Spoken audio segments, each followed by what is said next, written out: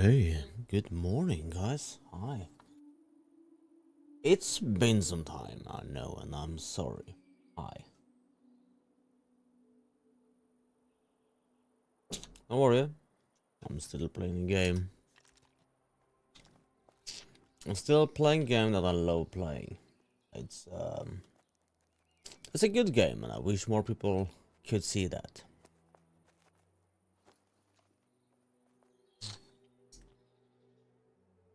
How are you? Let's go to my market. What is community actually good? They're actually putting stuff up on the marketplace and sell stuff on the website. There's a thing on the website on Pax Dei marketing, Pax Dei gaming tools or something, where you can actually link your character ID and you can run your market through the browser. Almost.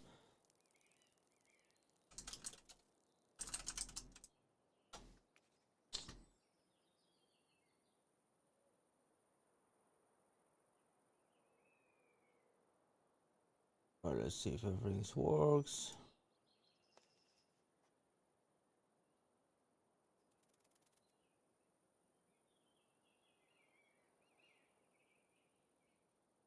Alright, we are gonna do some stuff today.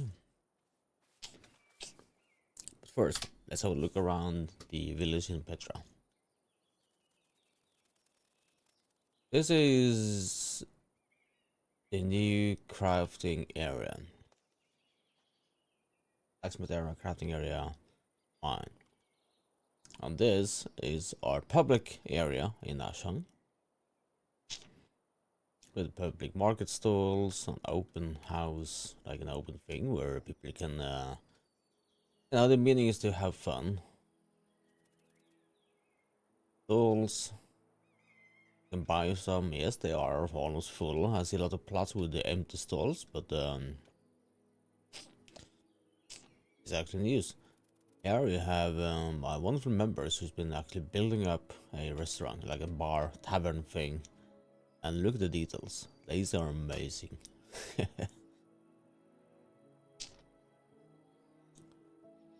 Still working on the insides.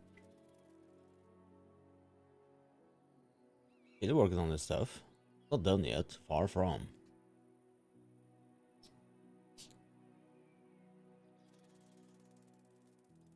And the last part is this. This should be like an... I don't know what's gonna be yet, but I was hoping to make like a small public space.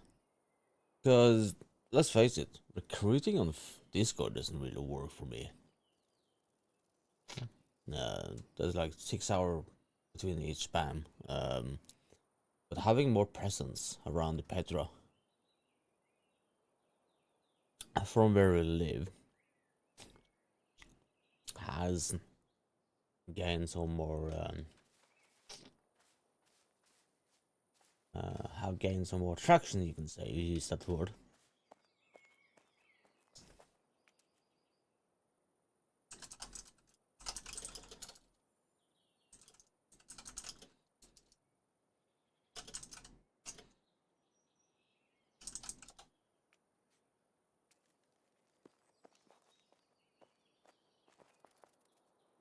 Is this a freaking...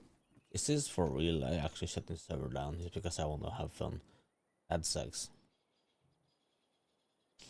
No, they're not shutting it down because I want to have fun. They're shutting it down because there was supposed to be a update today, and it's Tuesday. I forgot. Screw it, let's do it anyway. Because why not? Let me put my chest plate. I don't really use this one, so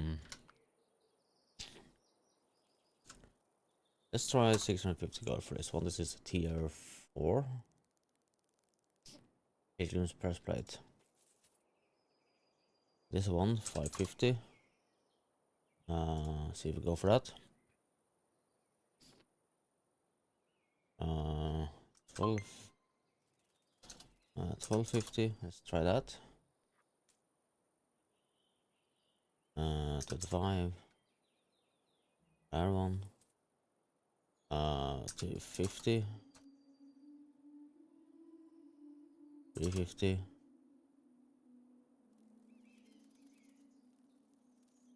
Just testing out prices to see what sells and what doesn't sell.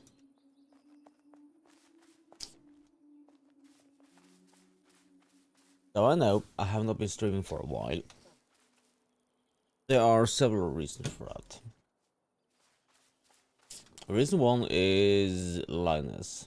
It's been hard for me to stream my content because people stream snipe. Oh, how would you guess? How would you know? Well,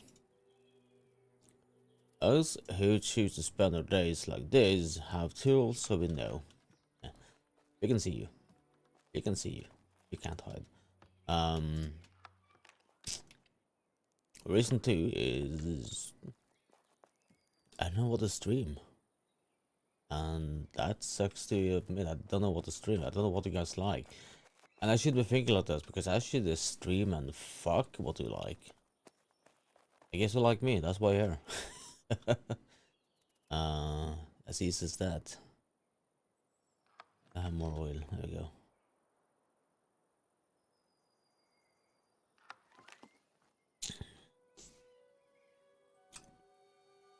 But also the fact that we've been losing, this game loses player each week, and it's sad. As a gamer for the last 35 years, this game hits all of my spots. It's beautiful, realistic, hard hitting. You can do whatever the heck you want. You're not locked into skills. You don't have to put X, Y, C, XXX points into stamina or strength. You just need to put in the work, and it works for Pax Dei. Also the fact that Lioness and PvP, this is serious, Lioness and PvP brings so much. I would say PvP in general brings a whole new generation of people. Let's call them people for now.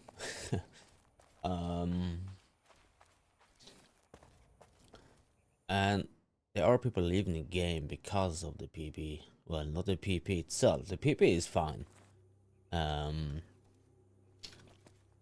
They are leaving because the way that some of the people, the players, responds to being killed or kill.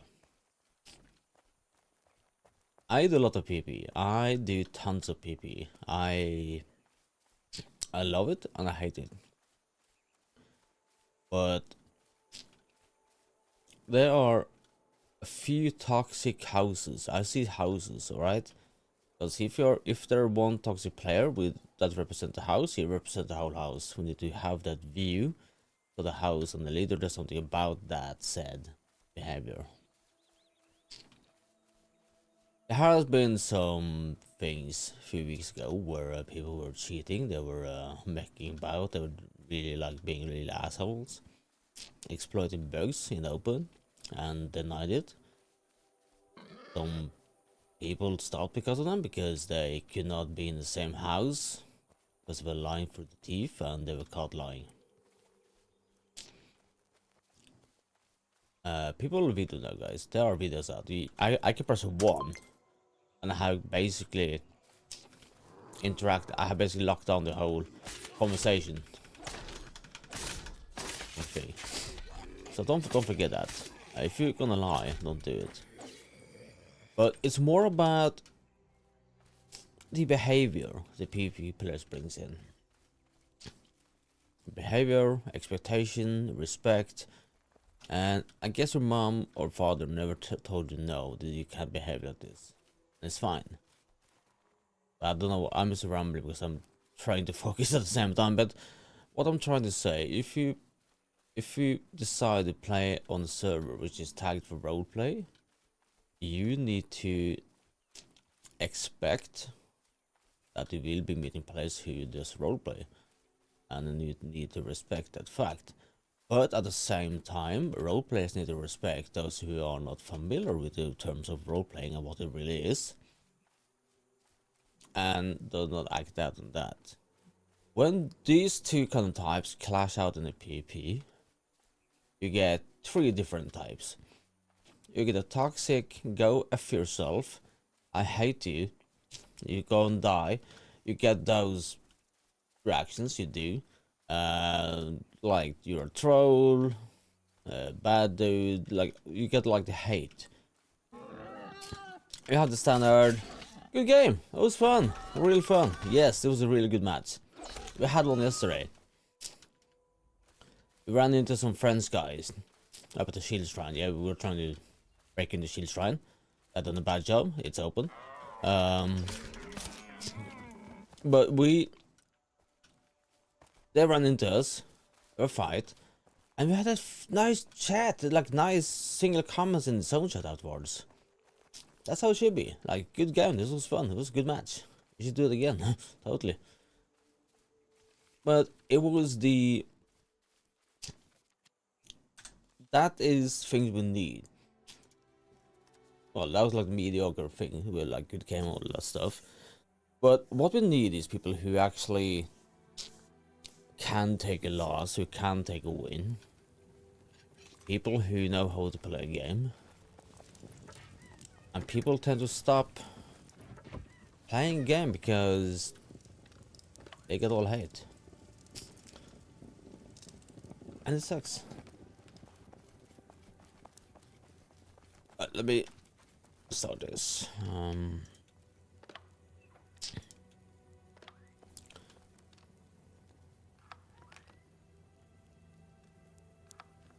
Let me just do this quickly.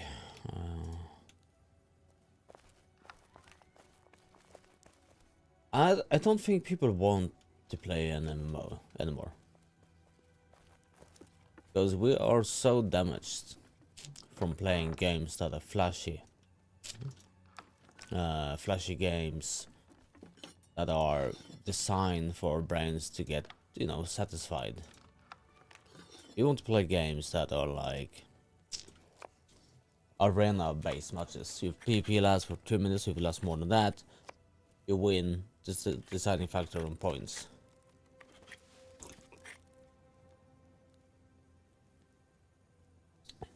I don't think we're ready for this kind of game. We're not.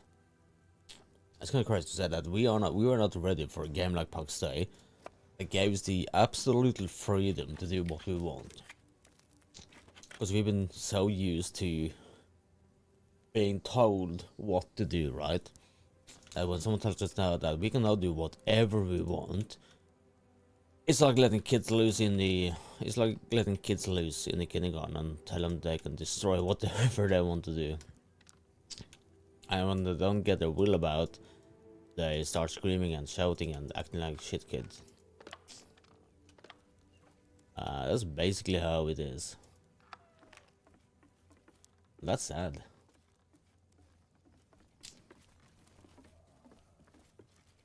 Okay, people have been farming my harvesters. Damn it.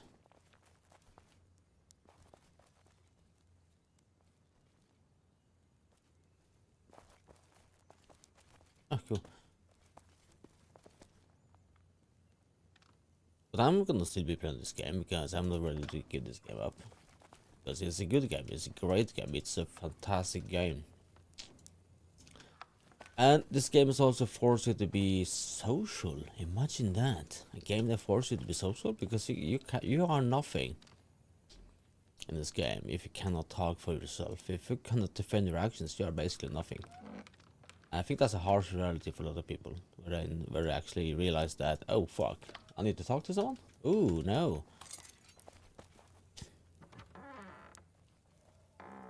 Andromeda, why?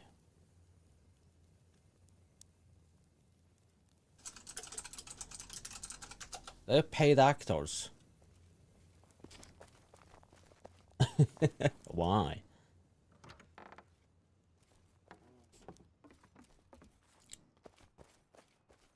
How would they kill John, and John by 6 faithful harvesters? Oh well. And Benny over there, of course. So I think this game deserves a lot more. It deserves an open mind.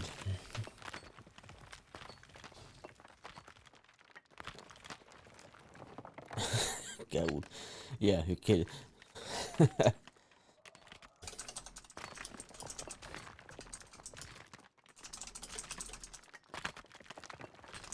Cold.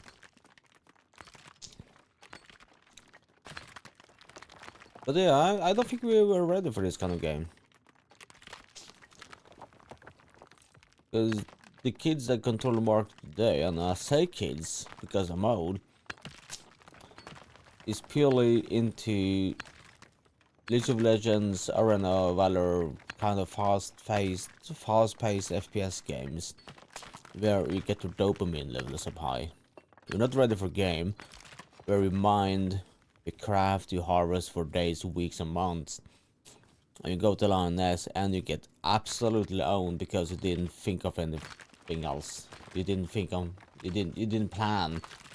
After my years in the army, I got 2 life mottos.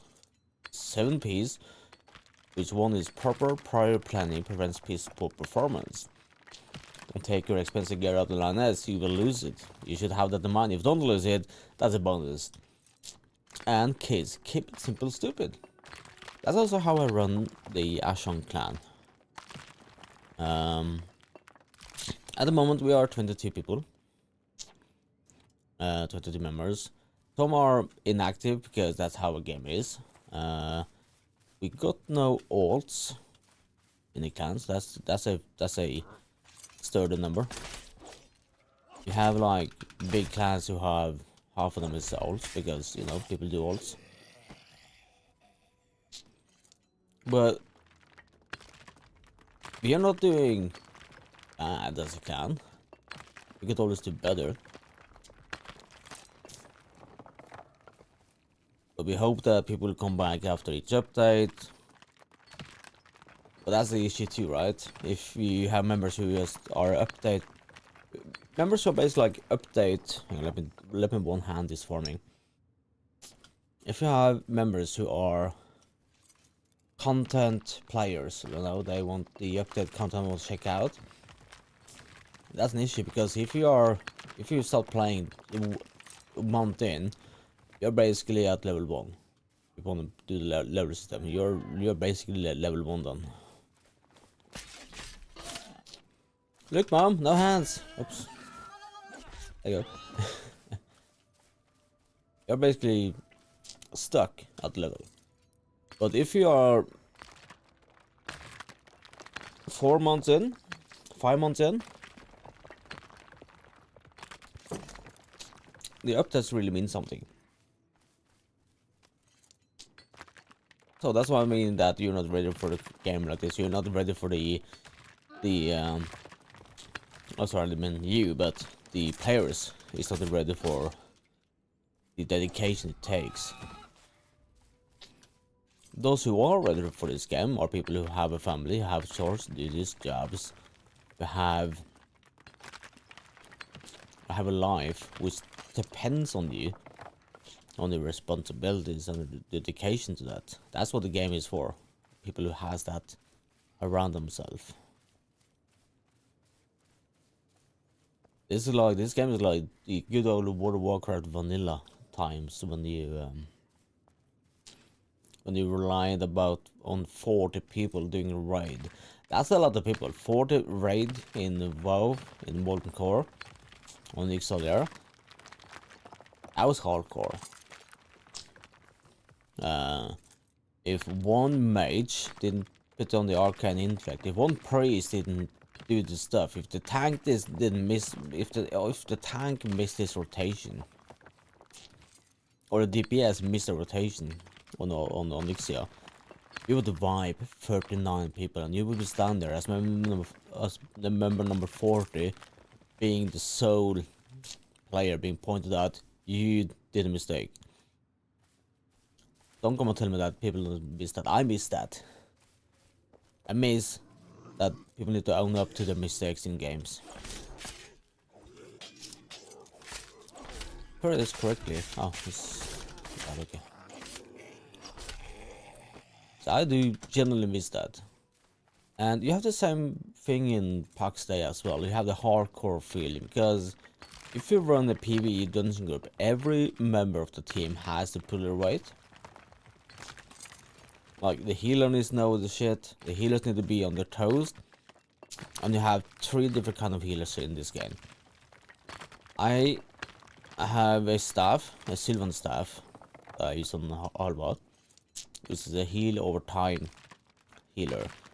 I basically need to start healing before the tank hits the mob. Before the mobs gets to you, you need to start healing, because that's how that works. You have direct healers who basically can heal you at the moment they like. If you are losing health, they will heal you up momentarily. But a Sylvan healer, a hot healer, heal over time healer, basically needs to be on their toes and heal during the whole duration of an action, even in PP. Because the moment your healing focus starts to drop, it's too late. But if it then starts to drop, you need to have some items on you, like a helmet and pants that can immediately give you 600 HP, healing increased. That's your boost. That's your oh shit. That's your emergency button. Other healers are more AoE group heal, direct heal. That can actually oh fuck healers. Are like oh fuck I messed up. Right, help me. I get the same with DPS. You have I run an axe build, which is meant for groups. I'm perfect, amazing for groups. I can in a group of whatever, I stack a Q. That's the armor debuff that stacks up to 3. I then apply the vicious sweep. So what I'll do though is armor shred. That's an armor debuff. Basically reduces your defense by 60 when all those stacks up. I do then the vicious sweep, which applies that debuff to all targets that I hit, and then I do red and cleave. That's a 459 damage, 12-second cooldown, low spirit, so I can do that twice. Then I have the great sword. They also stack. They are the best single DPS out there. They stack I think a damaging buff, and they stack up really high, and then they attack. You have great mauls, amazing CC. If you have a group that gets a bit spread out, they do a sweep. That, like a big whirlwind that pulls everybody in and lock them into place. Do also great damage too. You have two-handed spear, which is basically the master of CC, single target CC. They can lock you in, they can throw you off cliffs by poking the spear and yank you up. You have one hand spear and shield, absolutely good first line defense, do massive amount of damage like the first burst, they can burst you down. If you're not on top of that, you will die. Over time they're not good, but you can swap the stuff and heal up. You can kill people fast with that build. So if you put that one in a group, you need to be careful who you bring, because you want a good mix, right? You want a healer, you want a DPS, the right DPS for the right situation, and you have to actively find them. You have to go out and look for them. You can't press a raid finder button. You can't press a Q button as tank, healer, or DPS. If you know that this group is gonna be massive people, I want to bring these kind of people with 2 healers. I want to have, like, we can do dungeons without tanks in this game. I'm pretty stern at that point. You can do dungeons without tanks. We done it. I basically face tank. I said we used to have a really good healer, and I still miss Jarls. Yeah, it's now he was actually online the other day, and that's only 11 days ago. But it's haven't seen Oslo, haven't seen Gervin, and Drida stopped playing, which is sad. All credit to him though. He hi Silver, how are you? And yeah, he's from the US. Mount is an alt. I don't know. So yeah, you need to have you actually need to reach out to people and say, hey, we need a good composition.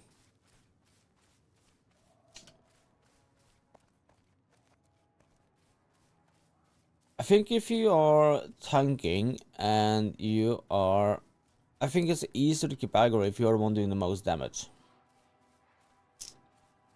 But if you are a tier 3 tank in a tier 4 group, you're gonna struggle because aggro takes damage, higher damage takes aggro, but also healing.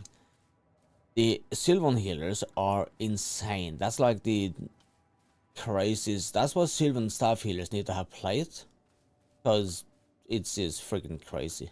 It's beyond crazy how much aggro they do. When I heal, even if I'm surrounded by people who does tanking or DPS, if I heal, I pull aggro by just standing there, waving the stuff in the face. Yeah, it's wild. And it's always been like that.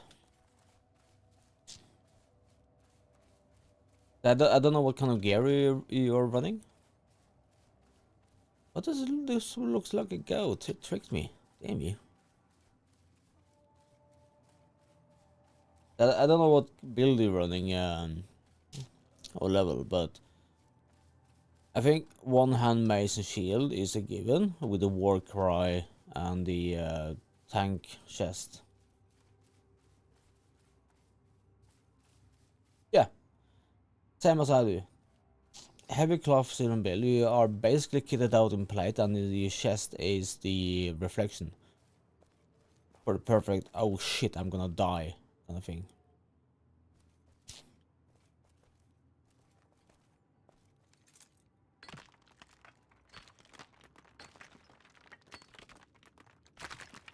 But if you're gonna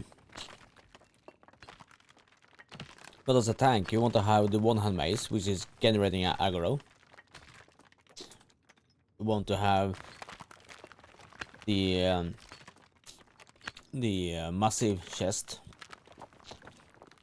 You are basically going to be you need to be attuned worn max level on gear to be able to do good stuff in the dungeon now. And I also believe that we are running higher dungeons than we really should be doing. Because what I've done to the dungeon now is crazy. You have a group of 8, you're like a pack of 6, 8 people. Not people, but NPCs.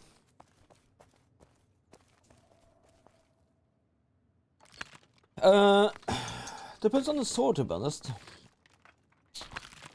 Depends on the sword. Let's say the broadsword. That's the one. So, a tuned bronze sword.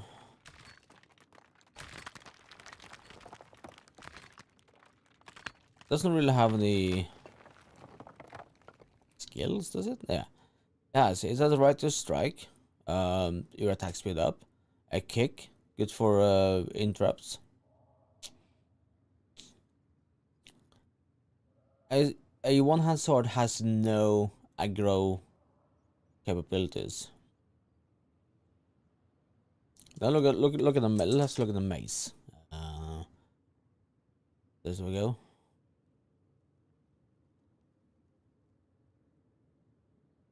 It has commanding strike. Swing your weapon with authority, deal total damage, and become threatening. So the one-hand mace is a threat generator. A forceful strike, which damages and stuns enemies. An earthquake, which oh, okay. Damage and weakness enemies. So you want to be running the mace with shield.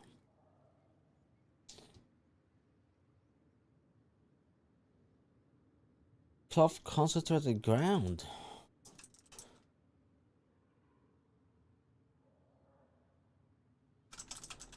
What build is that? What chest is that?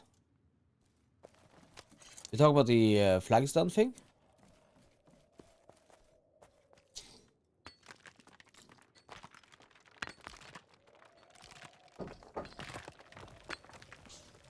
Yeah, the one that stuns the stun with the flag and boost, yeah.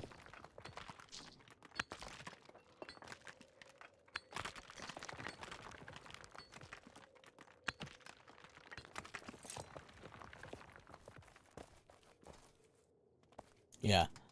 That's not a tank thing. That's more of a is it, can you still see this because of the ad break? Yeah. I'm waiting.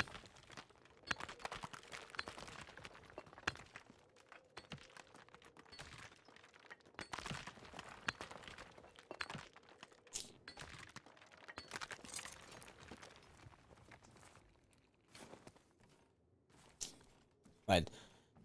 These pans, you can combine.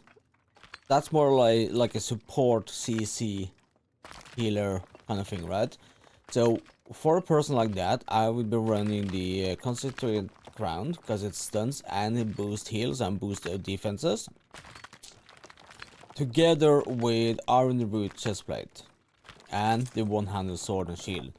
Because then we will have a player who has 100% CC control. He can root, he can stun, and he can interrupt. Combine, also add to a helmet, I would have him running the second breath helmet. Because that one increases healing to everyone around and also boosts HP.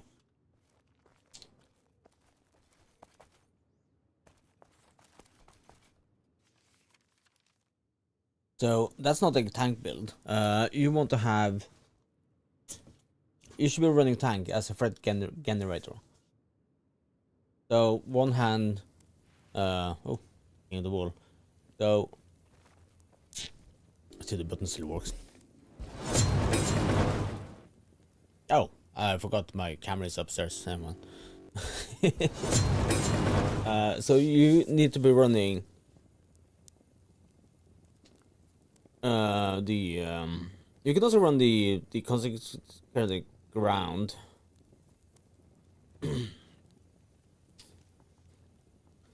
Yeah, so that's the with the 200 maze, the same 200 maze, iron root chestplate.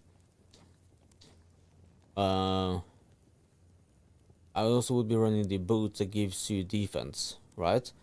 So rotation then would be a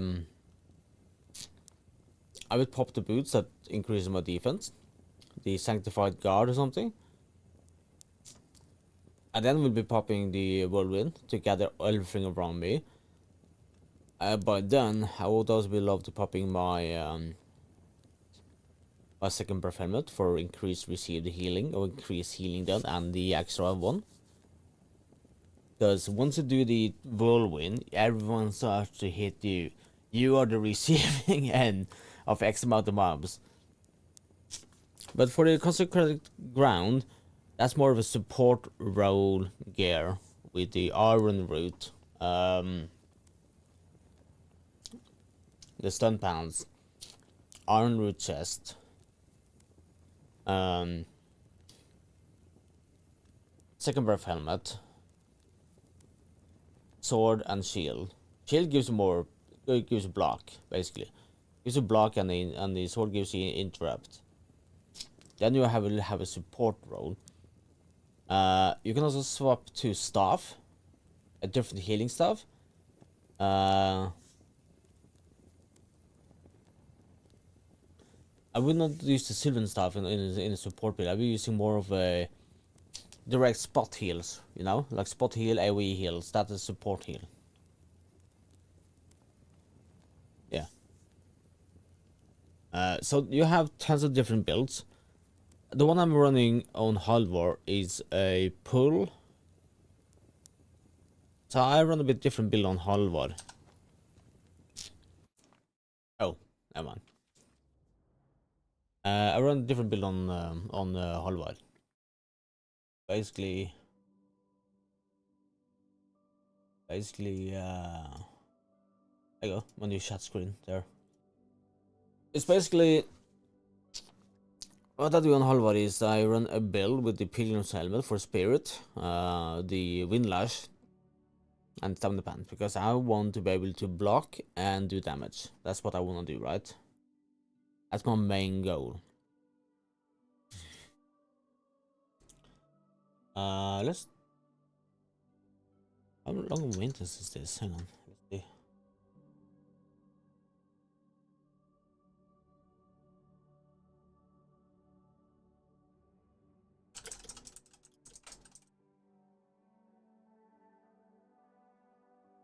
How long time is this gonna be?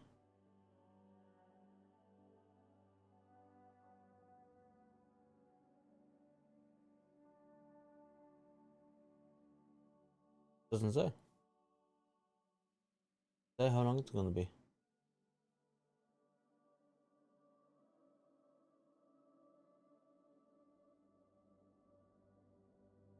Okay.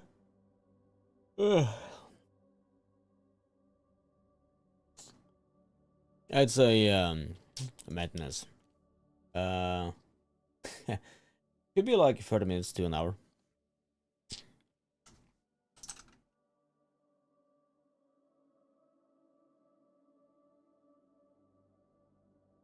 What we can do in meanwhile is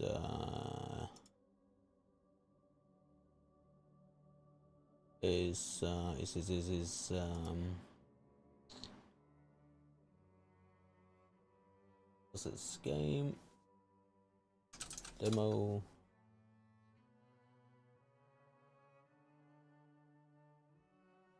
There you go. Haha.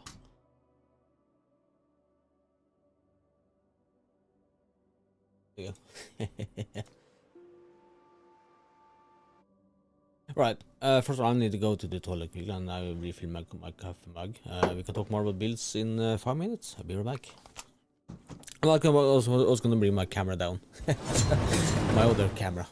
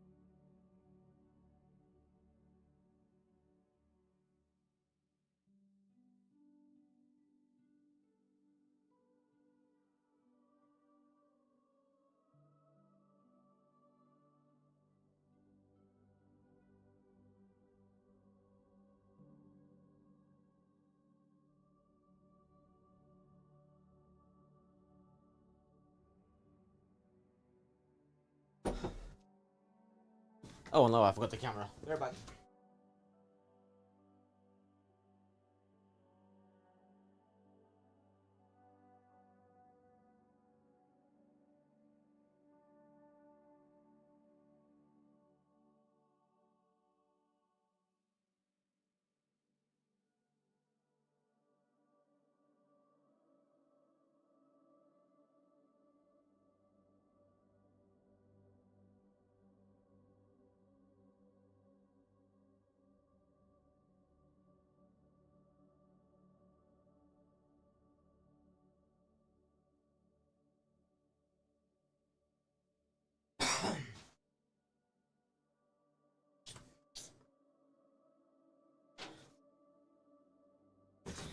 Let's see.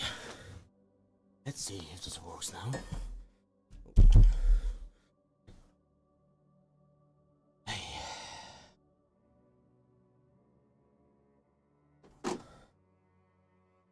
Oh yeah, well, that's fine. We can work with that.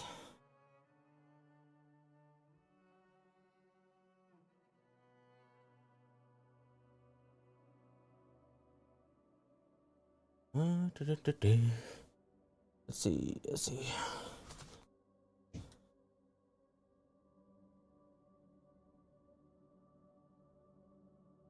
Yo, hi.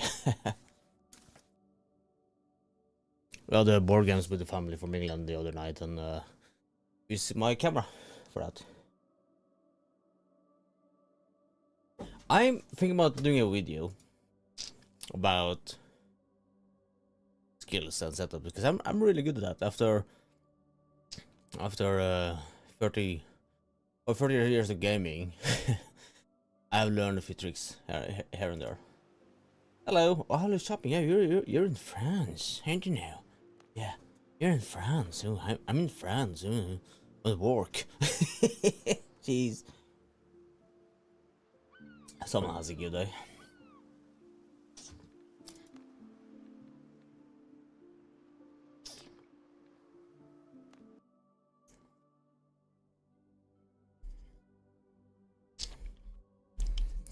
Yeah, we've been really trying to reach out to other people to see if we are trying to.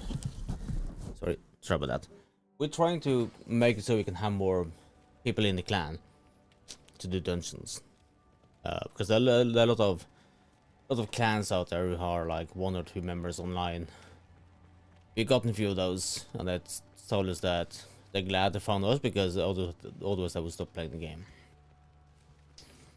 So we've been trying to find people that can play with us more often.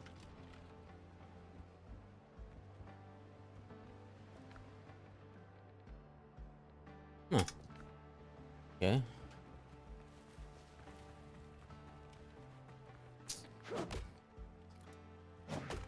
Because Andromeda here runs weekly dungeons now.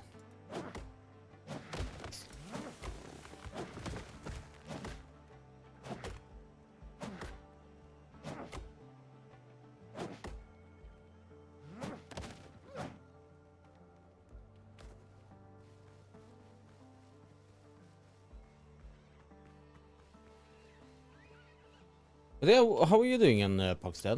All good? Because you know we talked about some more in-depth cooperation stuff.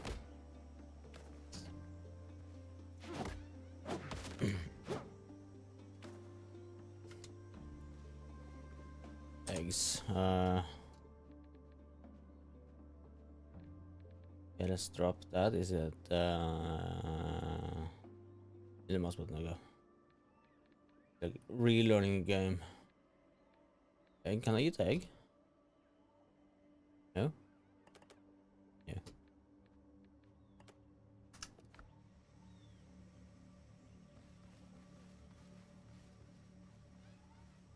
Oh, the game lags for me now. What the heck?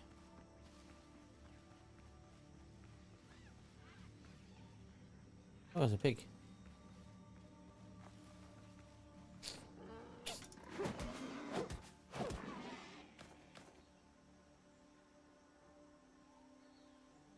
Okay. It's was fast.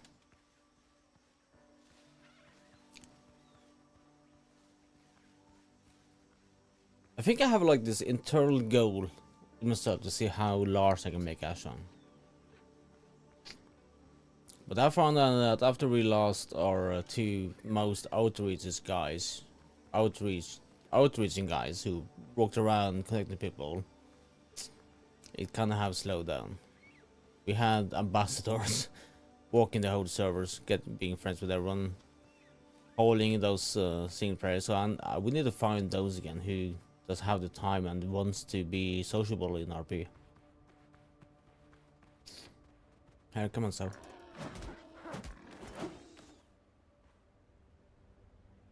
Let's go make some food.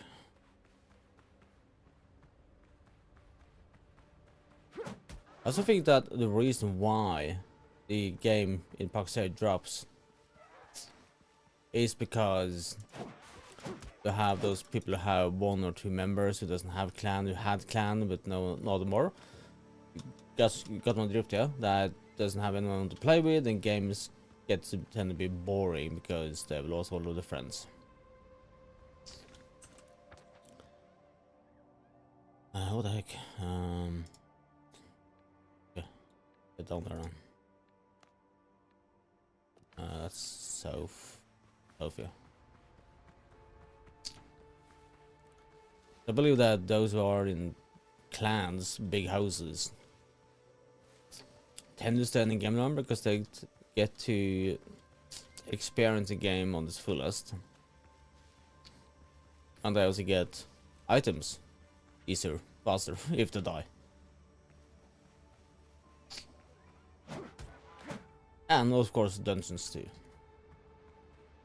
Oh, there's no auto run in this game, what the heck? Yeah, let's make some food.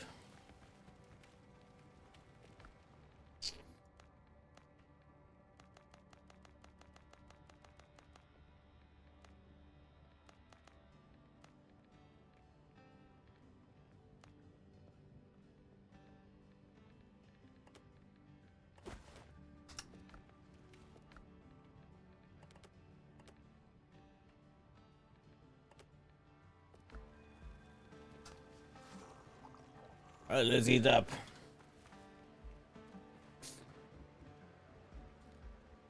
Was it B? Stores and beds.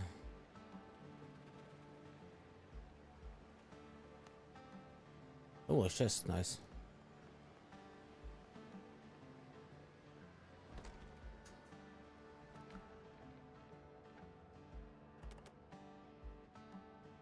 Shift. Oh, nice. We can actually do that. Nice. That's good.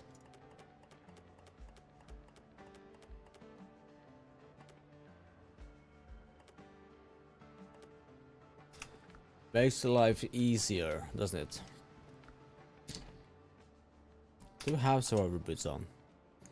We have everything on. Okay. Accessories then. No?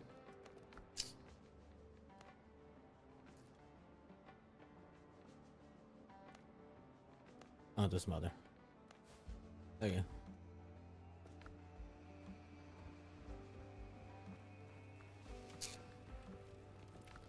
This game, they say, is great. And I tend to agree on that. I like it.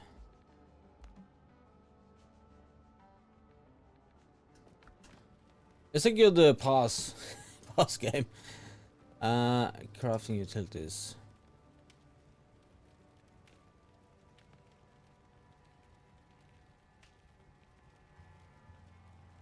Yeah, but how do I get that clay and stone? Here we have it all.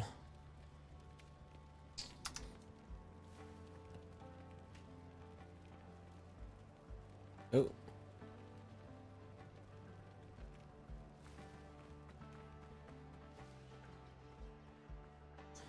Have a look at Discord.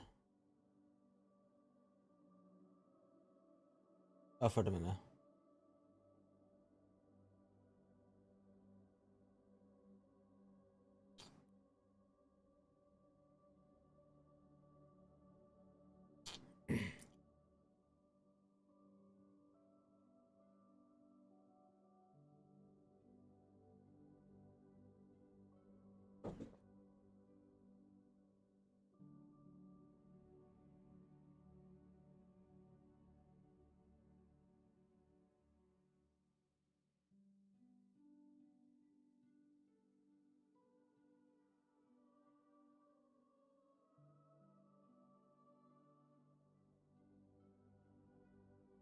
Hi Becky, yeah, this is the Windrose. It's a maintenance.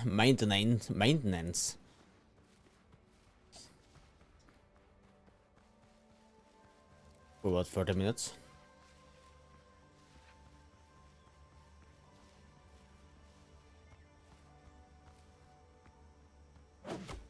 Ooh, nice. You can play with friends, yeah.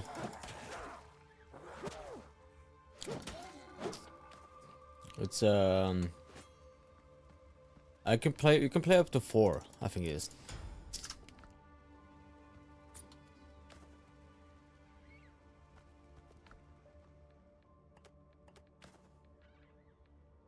Nice. Okay, cool.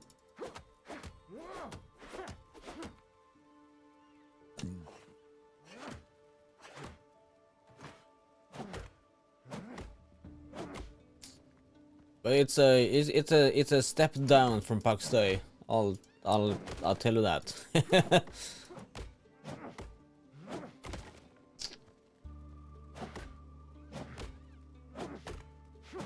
It has. It has a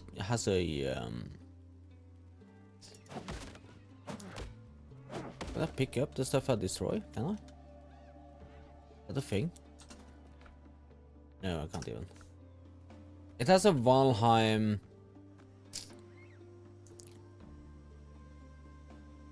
The look it has, I don't know if I like it or I hate it. I don't know. Yeah, right? We have been spoiled with Pax Dei for the last 6 months. And as I was telling you earlier, this is sort of games people like, you see? Big numbers, swinging, actions happening on the screen, things do, like, it looks great, right? That's the games we're used to now. So going to Pax Dei, any game from me besides Pax Dei is like a downgrade.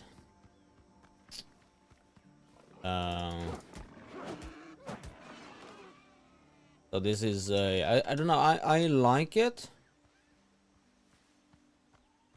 I don't like it. I don't hate it. I think that's the right term. I don't hate it. I think that's the right term for it. I don't hate the game.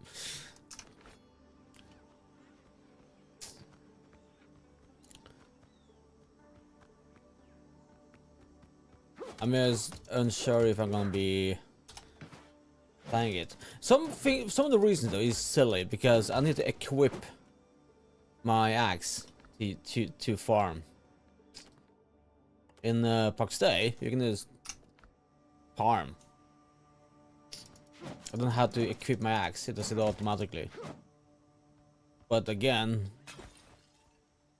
yeah, it's so hard.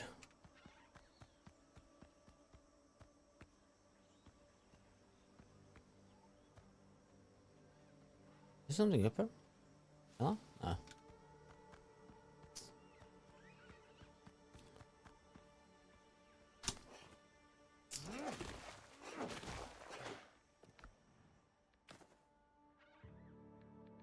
Yeah, plans looted, stuff looted. Alright, we are good to go back. How are you, Becky? Everything good?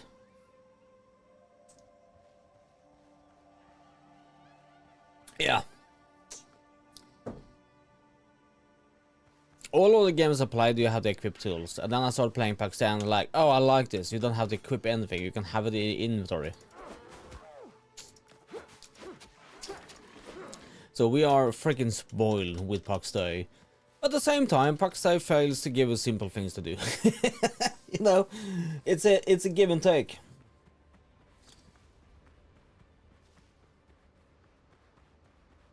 Oh, nice. 46. Oof, that's heavy.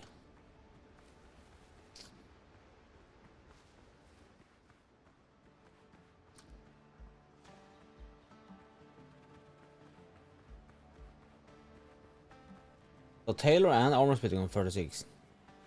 That's good. What's this? That. Oh, healing potion might actually be good to have. The rest in here. I don't need shells.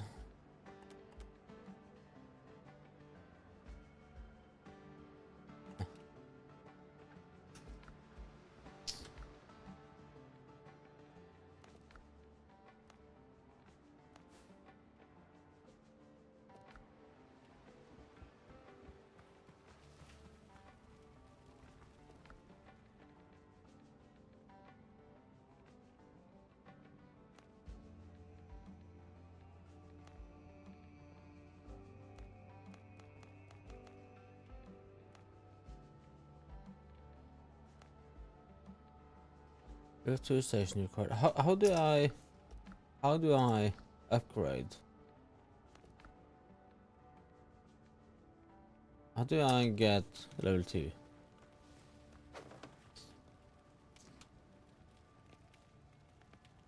Oh, what happened now? Oh. I need more coffee to function properly. Oh, I didn't know that. Oh, here you At your service. go. And that's what lags. Because I have this running in the background. There we go.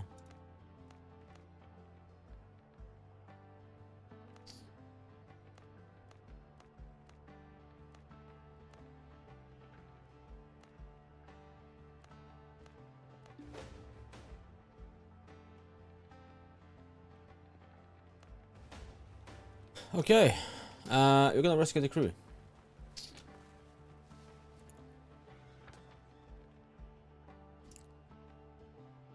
I think you just need to run north. Yeah, we are pretty spoiled with how the game is. I don't think the devs in certain games realize the quality of life not having to equip certain things. But again, when they do so, they also skip the fact that we like doing certain things. Like hating our lives, shopping stuff.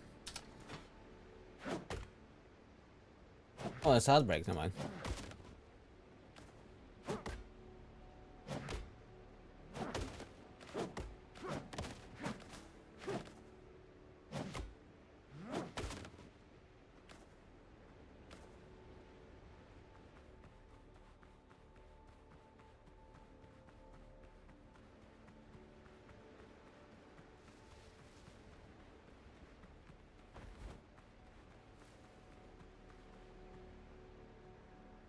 Oh, they even add the black borders around the characters to make it look stylish.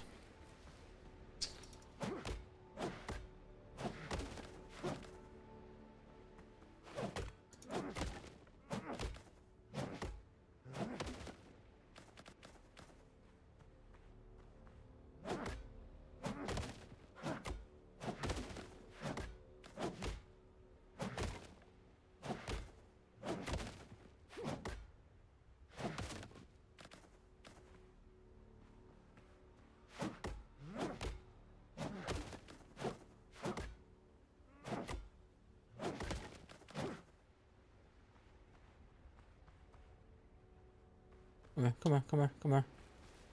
Die.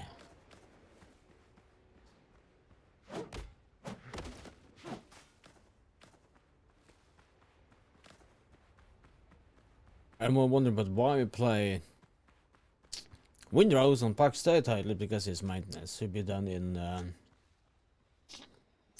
It should be done soon, actually.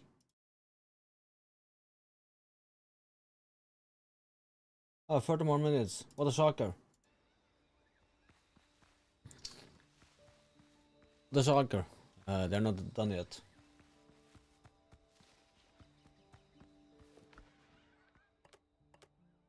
Ooh.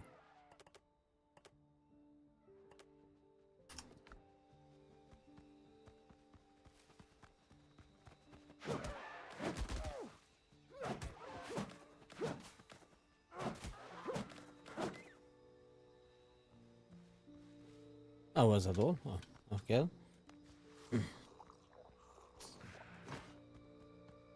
I need the full buffs.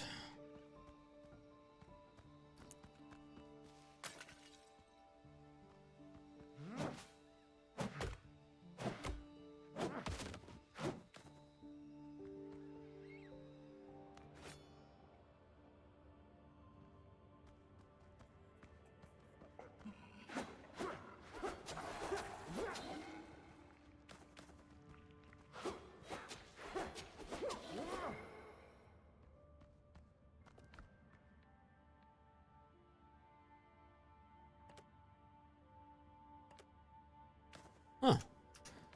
Oh, and it's probably plants that upgrades the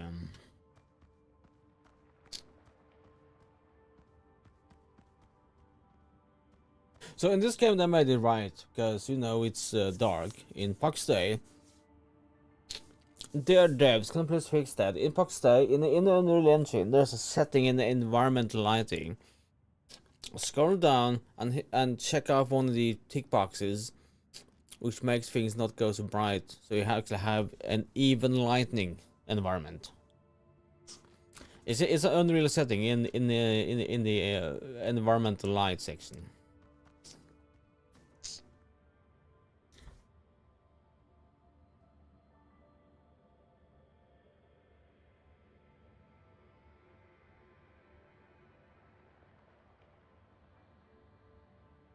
Oh geez, my wife. Right, so my kid plays in band, right?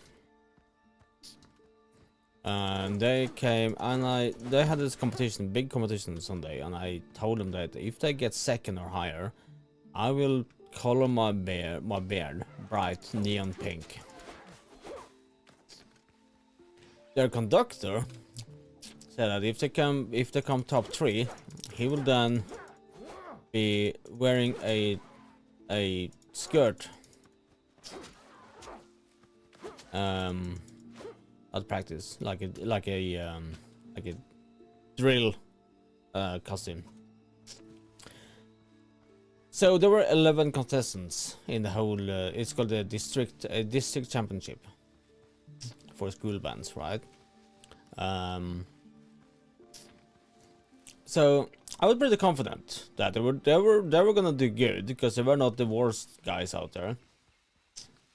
But it was 11. They started naming them up, and they slowly creeped up to 6 and 7. Fuck, I did that again. And they came 4th, and then they came 3rd. I was like, alright, they get the 3rd spot. Good. No, they get 2nd place. I have to color my beard neon pink for that. I don't know what I think about that.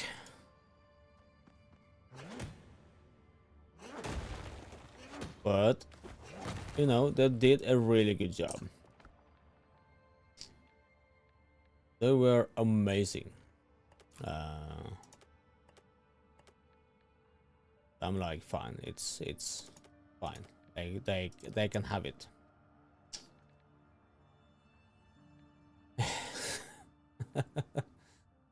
My wife found some neon pink spray that I'm gonna be wearing. Because why not? What do they do for kids, hey?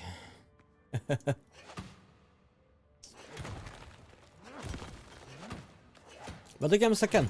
I'm proud of my daughter. My daughter is the one of the lead percussionists,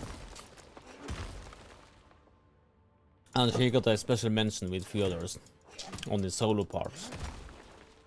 And I'll tell you what, the higher they creeped up on the list, the more tears it came in. I couldn't stop the tears. It was tears of joy, tears of happiness, excitement. I was like, oh no, really? And all the band leaders, because that's what I am, a band leader, we started crying. And it was I'm a grown ass man with a beard. I look like a Viking, but I was pouring my eyes out there. Because actually they managed to do something that is real freaking hard to do. And I've never been so proud before. That's a lie, I have been proud many times what my daughter does, but it was so freaking amazing. Yeah. I reckon it will be. Well,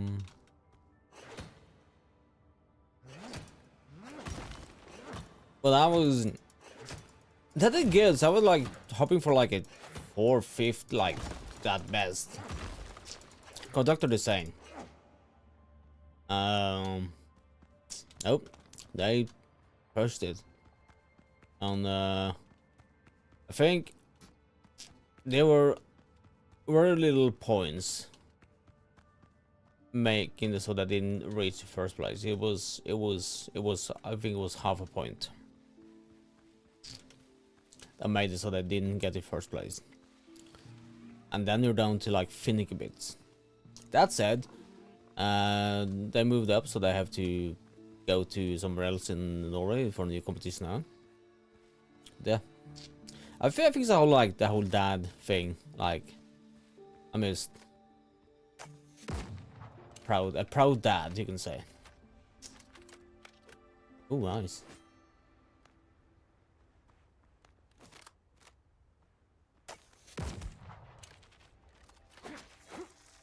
Ooh.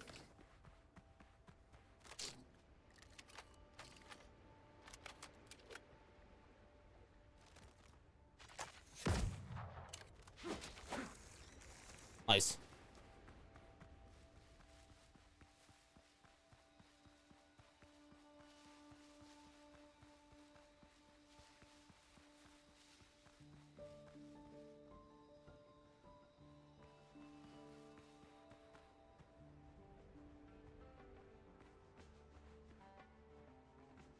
Huh.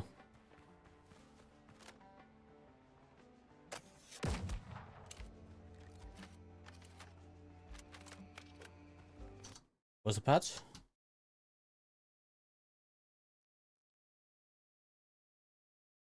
It's a hotfix.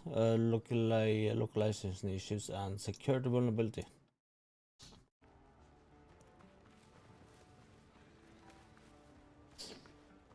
Oh wow. Really? Yeah, they said so. They're gonna do some fixes. There's no, it's totally fine. As expected.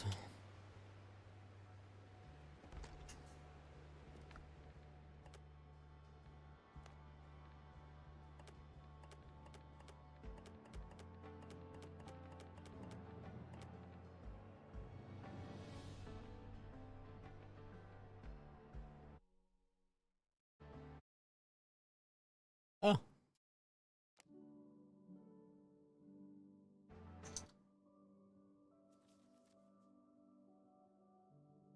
But is the patch done?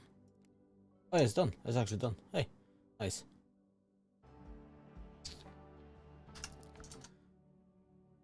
Let's see. Is it done? Yeah. Heck yeah. Yeah. Let's stop playing winners and get back to playing the actual game now. Face. Oh. Oh. Hang on. That's I'm on camera.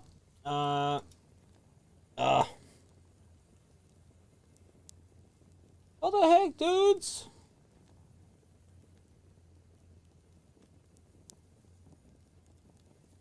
Huh? What the frick is this? Oh, never mind.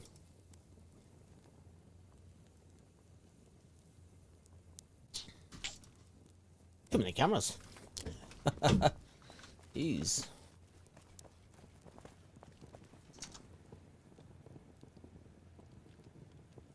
There you go. For that. Yeah, dump in here for now.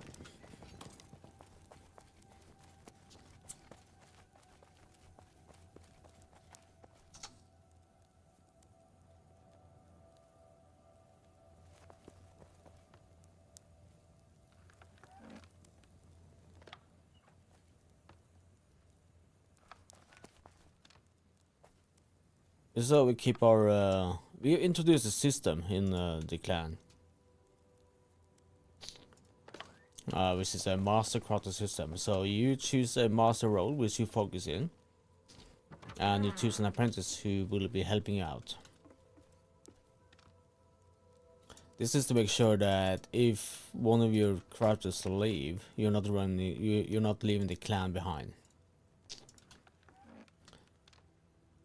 So when I'm out in Lannis, I farm my ass off to make sure that they have what I need. And cost me so little to slay the goat. Doesn't cost me anything really.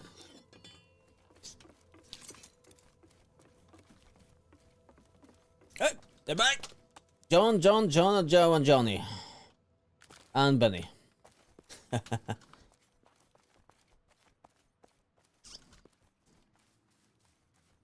on, guys. Come on.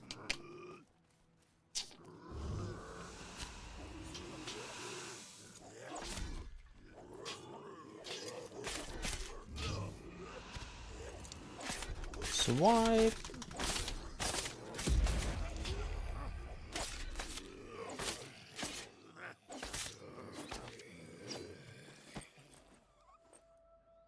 And dead.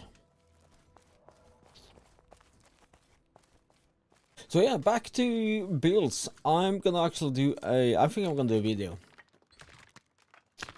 of Pax Dei builds. Now I only have experience from plate and some cloth, but I can theory craft. I'm good at theory crafting. But I believe that you have a main role and you have a support role. That's how the game works. The main role is a healer, DPS and tank. Your support role are CC.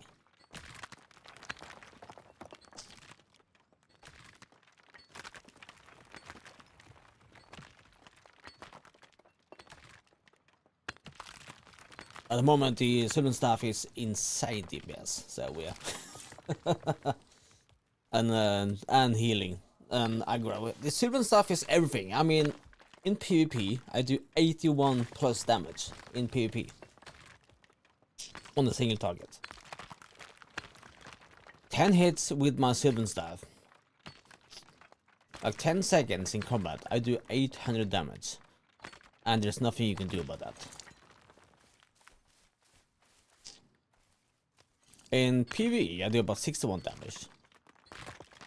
Consequent like damage. If I hit my steel axe, I do about 10 to 8 ish. And people say that healers are overpowered and overrated. Well, OP. I have to remind those about the fact that healer cannot block. Yes, that's the thing though. A lot of people think that the healer should be nerfed, the healer should be worked with, but I'm like, no, the healer cannot block, the healer has single TPS, it has no special skills. You can easily kill a healer if you know what to do. Please don't nerf the game to your limits. You can, however, not interrupt a Sylvan healer though, because I have only insta-casts. But yeah, the healer doesn't have anything. No block, no DPS, it just has one pew, pew, pew up there. And I've seen groups of 10 people spend almost a minute taking the healer down. It's crazy. Yeah, you have to... Yeah. If you know how to avoid things coming at you, it's easy.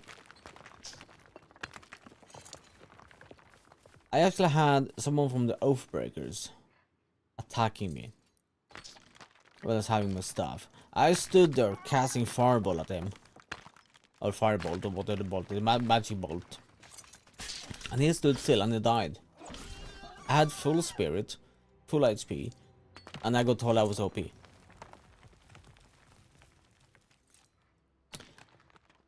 And I'm thinking in my head is that it's these kind of people who ruin the game of others, and it's these kind of people who cries the loudest because I got killed by a healer.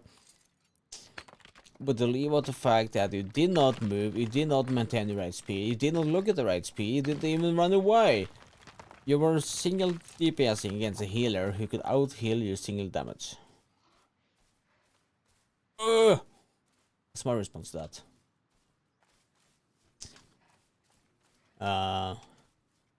Yes, healers are powerful. They should be powerful because they have no other means of attack, no other means of defense. All I have is heals. But the scary part is that they're exactly those I call them kids, both in both terms of meaning. I call them kids doesn't know the fact that it's those kind of kids who destroys and ruins the game for others, that they doesn't know how to play this game.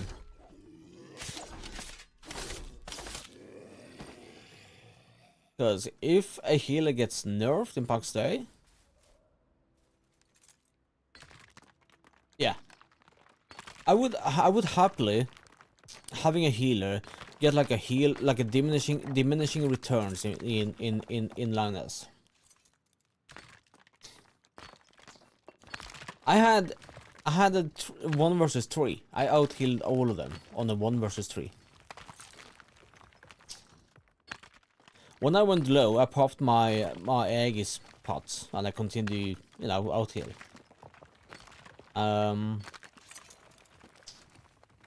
So it's insane. That's the thing. So I would have them to, I would be happy for them to add a self-heal diminishing return. That would not break dungeon, it will not break the gameplay. The healer can still work, but you will get a diminishing return. So I can go and equip a healing staff now, because I'm level 20 staff on this one. And I can tank a level, like a 5 elite bears with ease. That's the issue. I'm almost level 40 on this one, and I cannot solo bear. I can go and equip level 20 healing gear, and I can farm on elite 5 guys. If they manage to add some sort of a diminishing return on self-heals, that would be more. That would actually be better without breaking it. Or as you say, add a weapon. But not I wouldn't say a weapon necessary, but a kind of oil. You have to choose between 100 skill points or 125 or 75, whatever you have, or an oil with an enchant that, you know, let's say 25% less healing. 50% is quite a lot. I would say, like, instead of a weapon, I would say oil. And make use of your jewelry and enhancement stuff.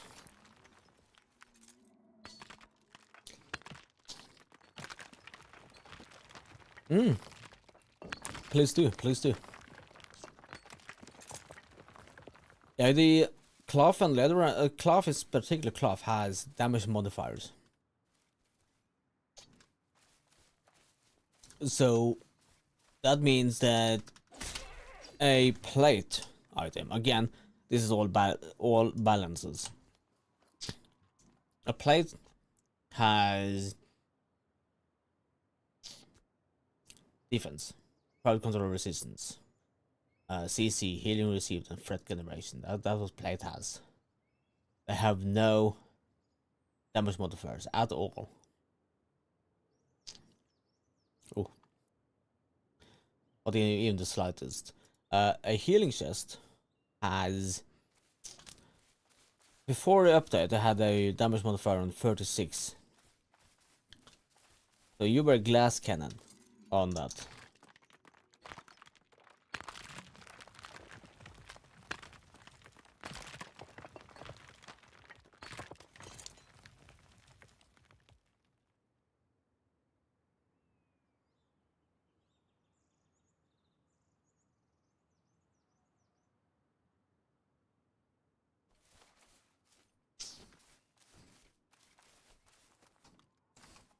So you can happily run a full out steel vambraces and boots and gauntlets have high defense. Oh fuck, you're a bear. Yeah man, sorry, didn't mean to interrupt you. Oh you can climb now. Oh.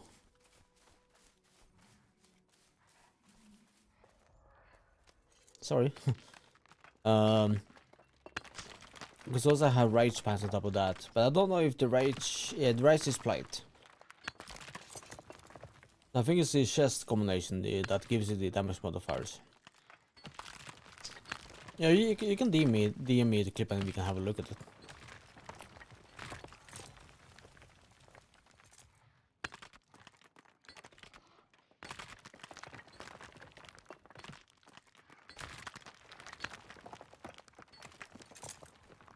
Oh, I'm in the yawn. Damn.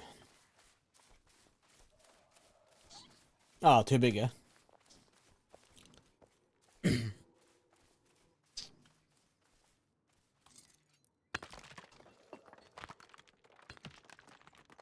My OCD is creeping up on me. I need to sort this.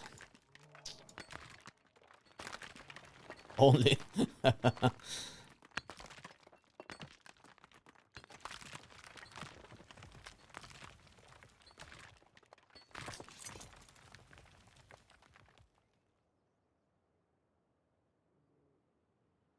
There we go.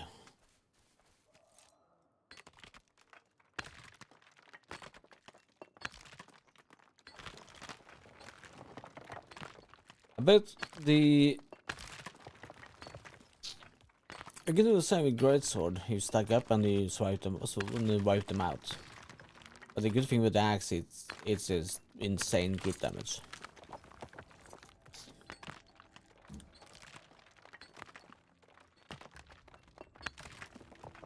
I realized I haven't streamed for 3 weeks. Jeez, that's too long, buddy. I need you guys to hold me accountable if I don't stream. Like call me out on the Pax Dei Discord. Call me out if I don't stream for more than... If it takes more than 4 days between my streams, please call me out. Call me asshole or something. Like, have a right fit on me. I need someone to hold me accountable for this.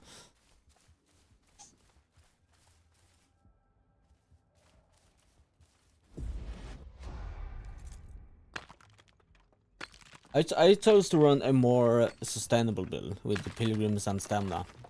With the spirit and stamina regain. Because I can... Because in PvP, when you run lead, you want to be able to take a lot of damage. Because when you run scout or lead, you want to be able to actually hold out till your backup comes. So with my block and stamina, I can actually hold out for a minute and a half. Depending on the group size. But when we run into the tent a month ago, we were a group of 5 run into this group of 6, and I managed to hold out quite a while before the healer came, but we were split up, messed up. But point being is that if you, this build is more for sustainability. I would love to do a glass cannon build. But I also need to start to level my great sword. I don't think great axe is good for the like a burst. The benefits with having the great sword is that suddenly you're dead. You stack up and you smack, you're dead. I'm gonna drop this. I keep this. There we go. Yes, there we go.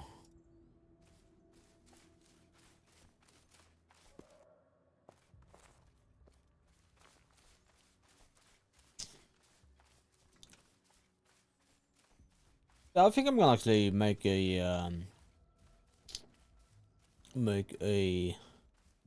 I have a homepage for all this stuff. I'm gonna actually make a, not, I wouldn't call it a guide, but more of a, this is how you can gear up for dungeons, this is how you compare for perfect PP group and PV group.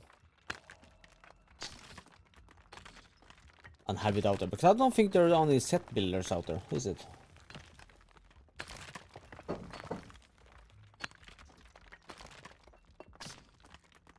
I think Pax Dei Mark doesn't have a set, like a skill, like a builder, does it? Building. Nope. And that's construction parts, building props, and heraldry designer. The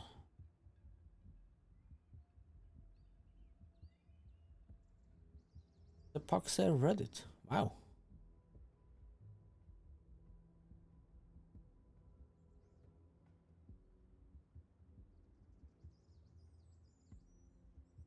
Where should we go there then? Huh.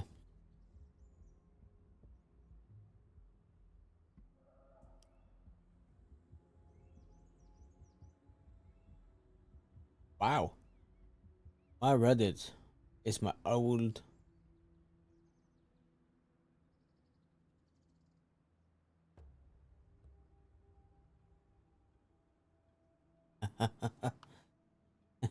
Ex-con. Fuck, I haven't seen that in a long time. Jeez.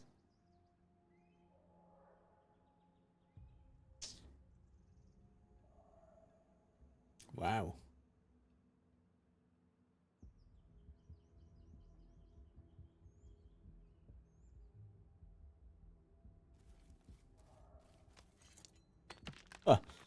Anyways, maybe I should do like a guide and a video about different classes, skills, and all. If I'm selling, I know House of Malice is selling. No, the marketplace in Attigny, they are selling that stuff. But we use it for ourselves.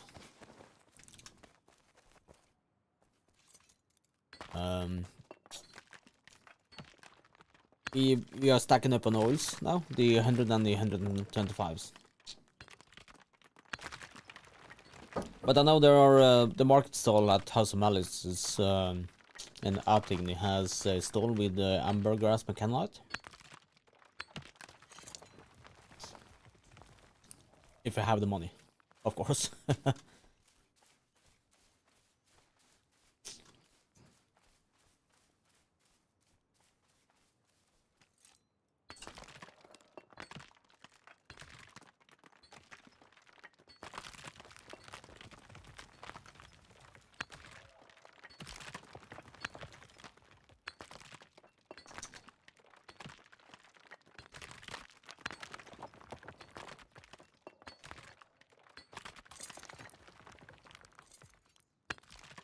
Oh, I haven't done my daily grace.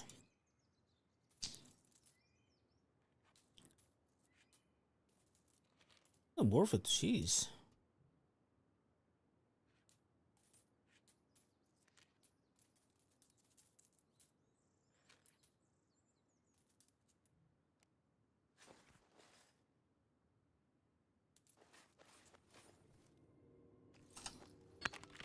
Creeping up again.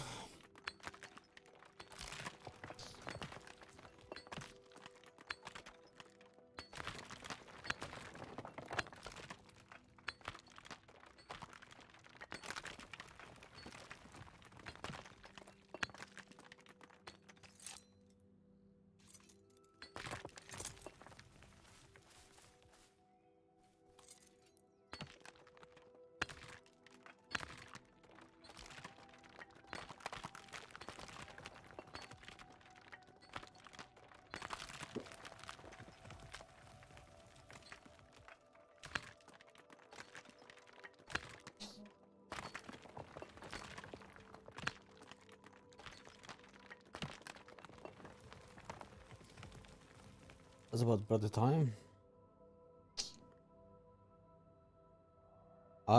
For a few months ago, I ordered myself some in-ears because I really want to try that because I'm sick of having my big bulky headphones on. And it's taking so freaking long.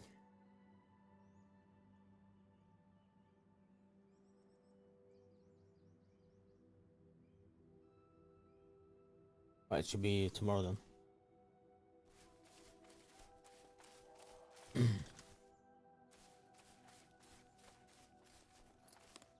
Oh, fuck, I'm full. Jeez, okay. Damn it. This is why I like the position we have on the shrine. From my strategical position, the Catalan shrine is in the middle of the door. That's why it chose to have this. This lie. There's 1, 2, 3, 4, 5, 6, 7. Again. It has around 7 spawn points, like in immediate position.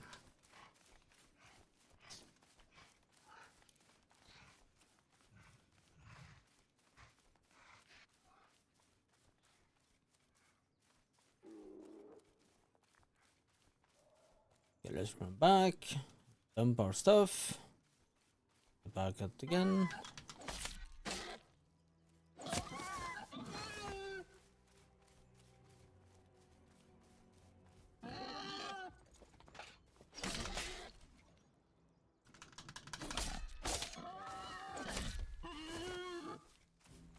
Everything is XP now. I swear the hardest levels are like this. That's like the hardest levels to level up. Goes so slow.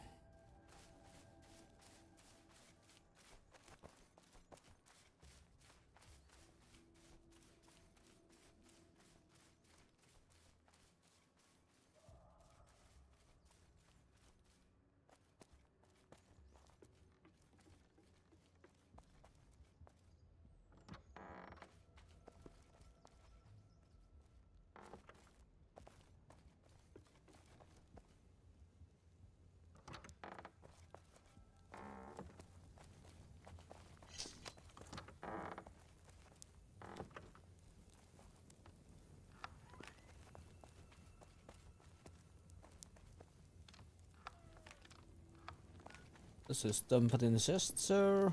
Let's see. Here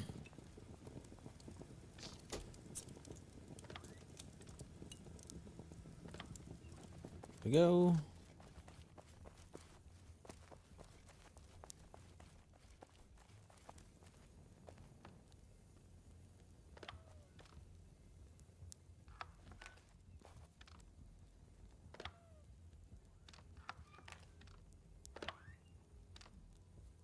There we go.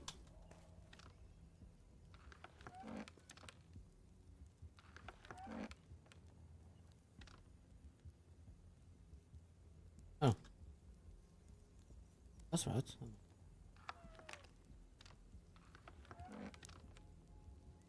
There we go.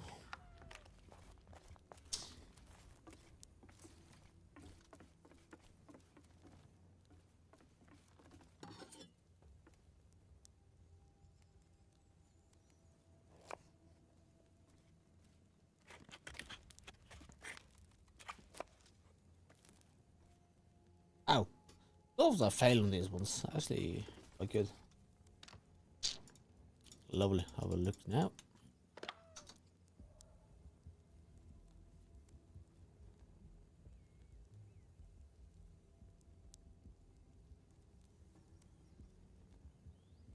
Is and also let's there you go. Oh.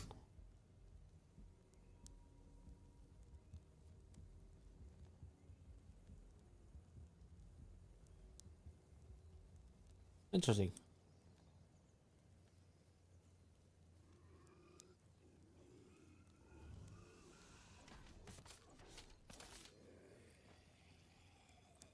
That's good. But you're running complete, like... You're running like a complete build of... cloth?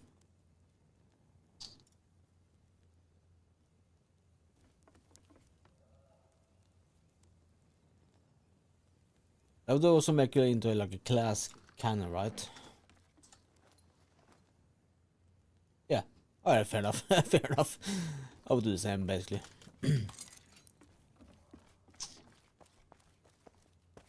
So how much damage do you have done? Like in total of the attack the attack power?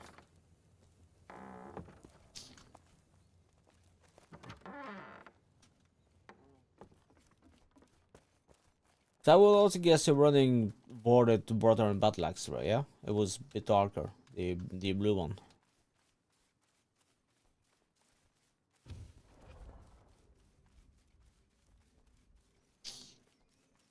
Let me equip one.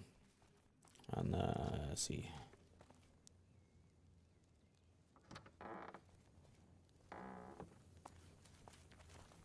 Yeah.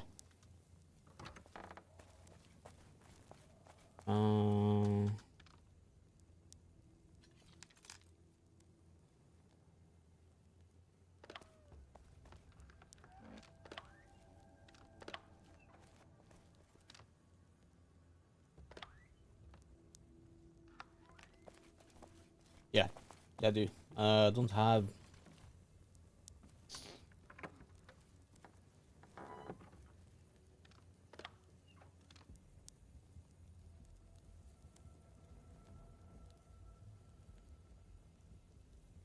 Nice.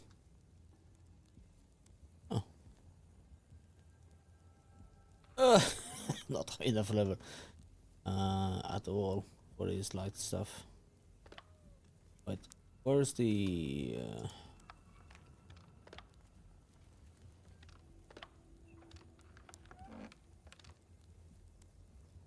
there's jerkins, Phoenix.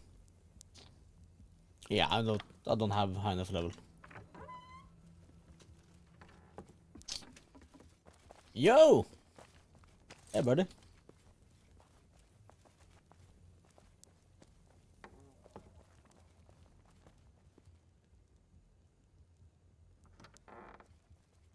Let's find some harvesters. And do a comparison with a full plate versus full light.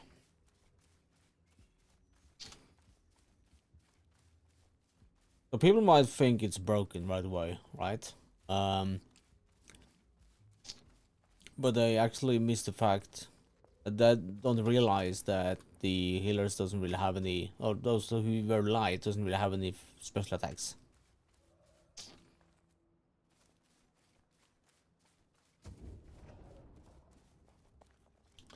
You can do that now too. You can basically make level 10 equipment, right? It's so easy to make level 10 equipment and test things out. You don't need duel for that. It's so easy to craft all the sets of level 10. Go and analyze, find a secluded area. That's why we have the pit up there, and test things out. I'm thinking the bigger picture here, right? I think the bigger picture is that if our equipment doesn't break, or we don't lose our equipment in PvP, those who make a living of crafting and making and selling the armor and weapons doesn't have an economy. It's an ever evolving economy, right? Well, that's on you. But still, if they said that duel, they want to do duel because they want to introduce people in slowly into PvP. I'm like, no. This game doesn't introduce you slowly into PvP at all. Ah, come on. Alright, so I have this. Oh yeah, well. This is without the damage modifiers on.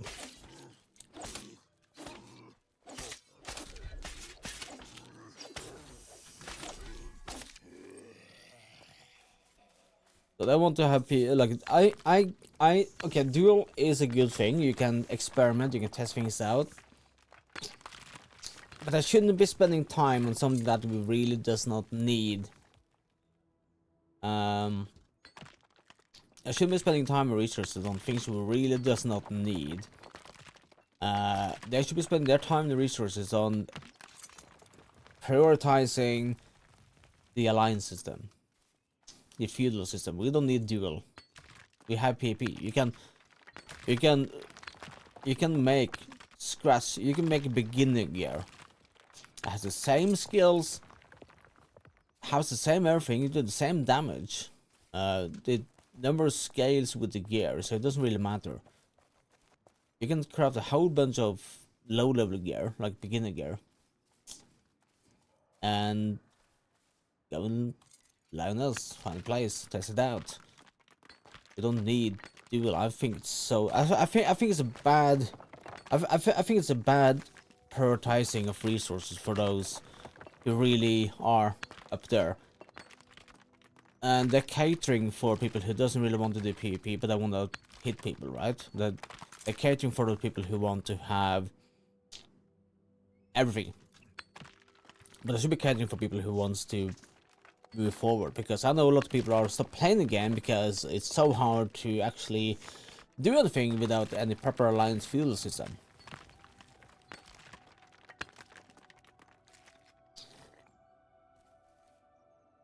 So the duelist is a gimmick.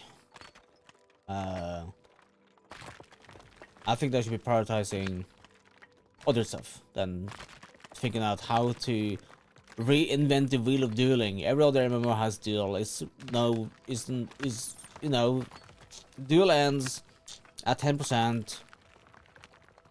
That's it. Done.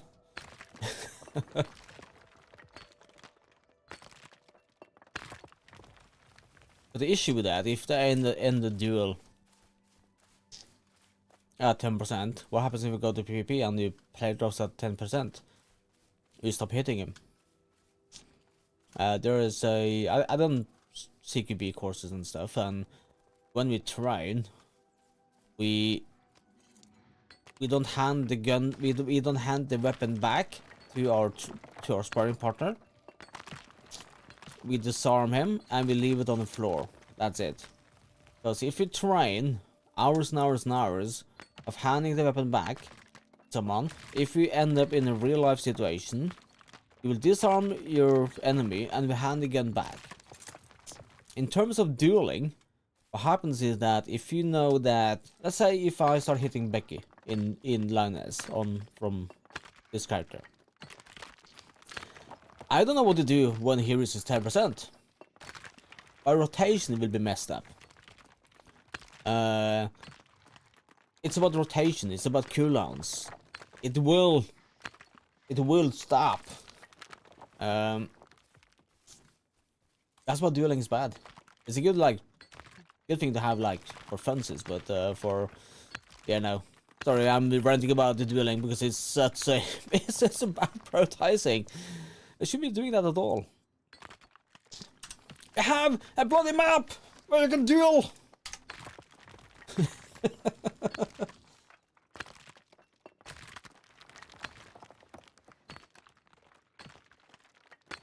No, I can be a bit selfish sometimes, but come on.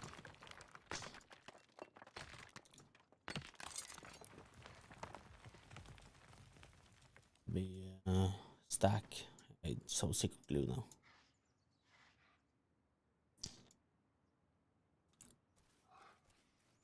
It's like learning how to cycle, but how to have the kickback on. Yeah. Duel is fun to have if you are someone who likes to pull them out and make things. But the issue is that if you are training duels, you know that you will not lose gear. You know that you won't die. You know that the gear won't be taking any damage at all. You know that. That's why it's fun to duel. But the moment you step your foot inside the Lioness and walk out of the safe zone and you get attacked, you panic. Because you know if you lose, you will lose your gear. You know that the gear will take damage. You know that you will be naked and the opposite will be skinning you down to bare undies. You know that. So train as a fight. Go to Lioness, have low level gear, and bash it out. Have like a gnome raid in Lioness with low level ults with the gear you want to play on it. See what works. But as I said a few hours ago, we are not ready for a game like this at this time because we are so used to being catered. We're so used to go up here, press a button, and go and find a raid. Find a group. Assign role, healer, DPS, tank. Healers get insta-gibbed in dungeons because everyone wants them, tanks the same. But yeah, it's... Yeah, we are not ready for game. We were not ready for a game like this, where we had to think and come up with our own stuff. If this game got released at this current state back 10 years ago, this game would be booming. This game would be a WoW killer. This game could be a true WoW killer, but again, not, because when WoW launched at that time back in 2004, it was one of a kind. If they launched this game 10 years ago, this game would be big now. It's true, people want more content, they want the game to tell them what to do. Yeah, they do, and you're down to brain rot, doom scrolling like this. You need dopamine, you need your stuff to do. You don't want to spend hours doing this. I spend hours doing this. I do it on stream or watching Netflix movie.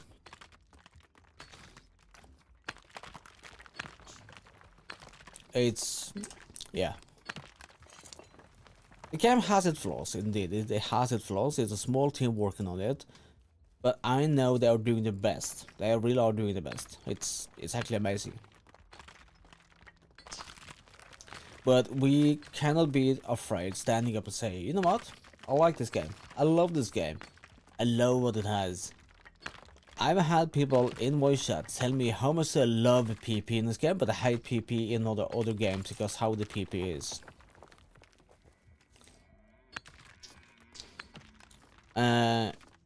You can get some we had a really good fight yesterday with some friends, guys. It was a 5 versus 6. It was amazing. It was fun. We ran. We were kind of hanging around the shield shrine, trying to lure them out. And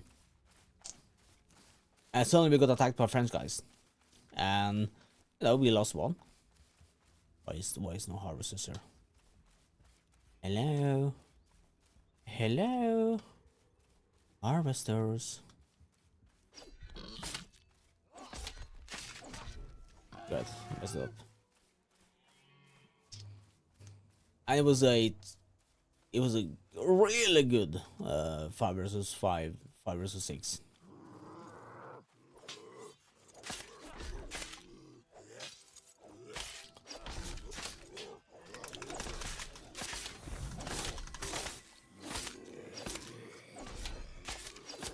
Oh yeah, I challenge you. Name one bug in PP. Name one bug in the PP now.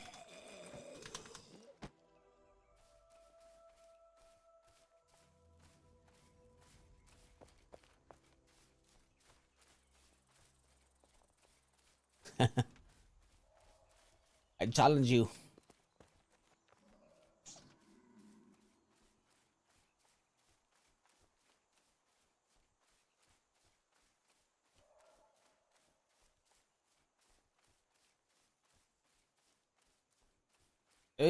I can understand what you coming from. At the beginning, PP for me felt really unnatural because I was using more fluid movements, more like fluid running around and all that stuff.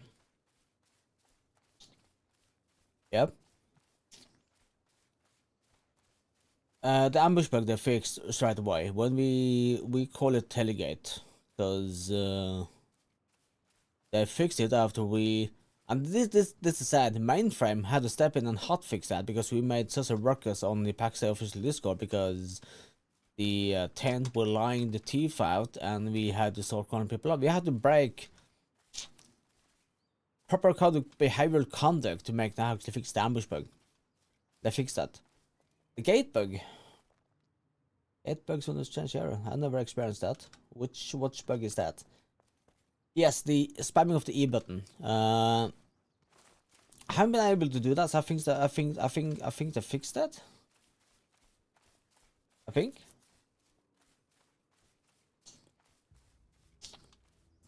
But I've not experienced the gate bugs when it changes areas. Because bugs are really subjective.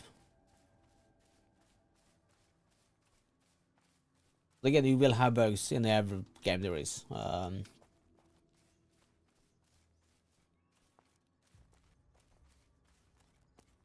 But yeah, I mean, I'm not saying you're wrong, Silver, far from it. For me, it's getting down to knowing my character. Knowing what I can do by reach. You are... So let's say I can block mid-swing, like this. But I can't really block a big swing, which is natural. When you start swinging your axe, it's too heavy for you to block. But an overhead swing into block, you can. Same with the big swipe. No, I'm not saying you're wrong. By all means, I'm not in the position to say that you're wrong. But I have the only bug I have experienced myself is the E button thing. I did it by accident once. Because I died. I was carrying Mornwood. I was carrying about 150 Mornwood from one shrine to one petal to the shrine, and I got I got killed by ghosts. And I was like, I was mad pressing the E button, and I suddenly popped up. I could trim my gear.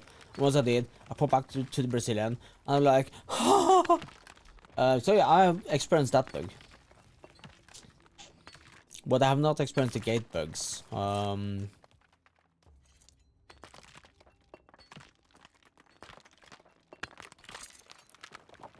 Yes, that is true. It has... I think that's a new one. Like the last month, after a few updates.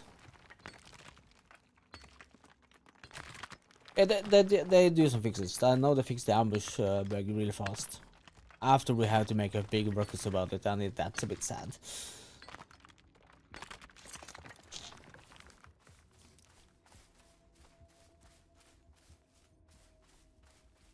But I would say it's about knowing the character. A character wielding a two-handed axe moves different than wearing a two-handed spear or a one-handed weapon. It acts different, it's move different. That's why I love the game too. But yeah, but again, if you don't like PvP, PvP isn't for you, and you are totally in the place to have the opinion. That's fine.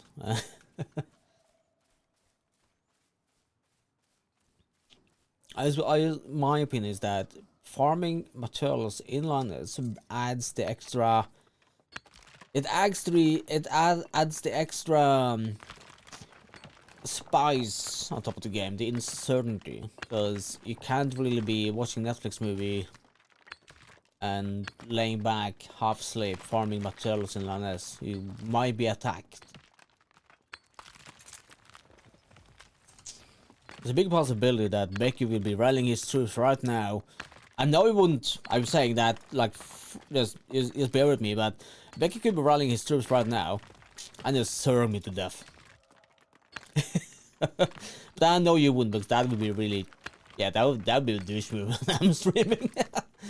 But that's how Linus is. You can, without you know, you can have 5 people jumping over that hill now and kill you. I bet you are. That's what I like about Linus. It adds the extra spice. Yeah, I know you're talking. I actually never been stream sniped in the Linus yet, which I like. But if I were hiding here, right? If I were hiding in the most obscure location and someone found me, I would like, dude, come on. But yeah, it adds the extra spice on top of everything else. Farming violence is dead ass boring. It's so boring. It's so incredible boring. I have an alt at a farm run, and I was running through Linus killing named mobs for SPS. I died. But again, that's because, yeah.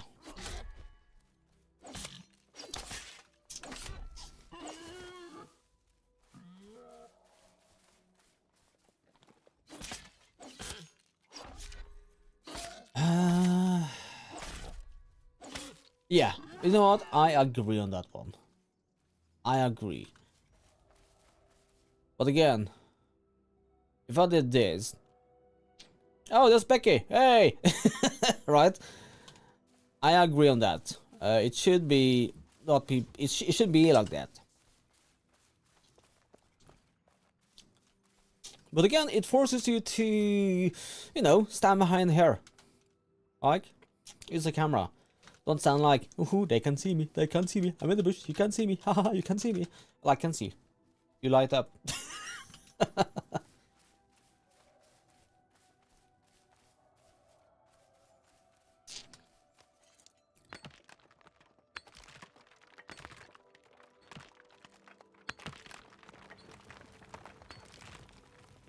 I think the cursor should be named red. Should be like blink red instead.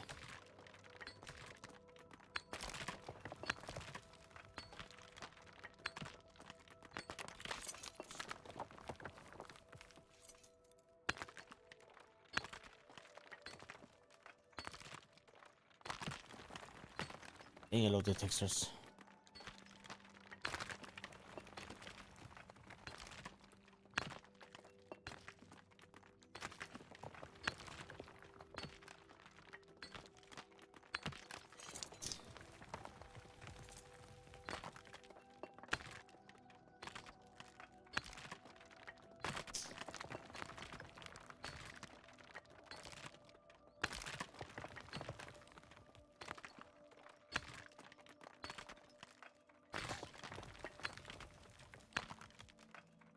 Oof. Healing inside a dungeon or in a room is a nightmare. I just follow. So what I've done? Hang on. I macro the mouse, right? So I have F1. Hang on. I have F1. Let's focus. F1, F2, F3, F5, F6, and F. You know, that's Raz. I press Q and I spam on the mouse button. And I watch the nameplates. Healing a dungeon when it's tight, it's a nightmare. I can just press. Well, not on. When I don't have the staff, but I can easily heal a full group of 6 using the mouse in a tight room. And all I do is buy the whim. So I slap on a heal on myself, so I have the timer, and I slap on heal on everybody. So when my timer runs out, I refresh again. And I do that every time. It's old school healing. It's a pain in the ass. It is. But I wish that they could have the under name in the party. You'd have your like debuffs and buffs. That would be really helpful. And basically just remove the big clunky nameplates in the party. Just have your life. That's it.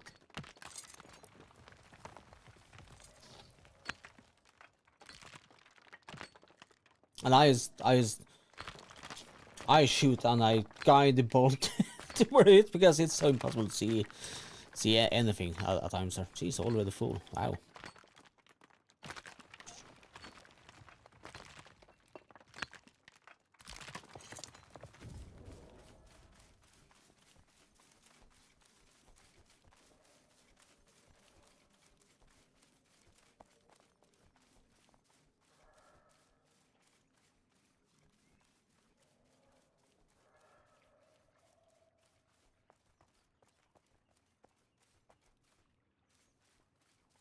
I think that's the kind of things I should be focusing on, how to improve quality of life in dungeons and groups, instead of messing about with the bloody dual system that really no PPers want.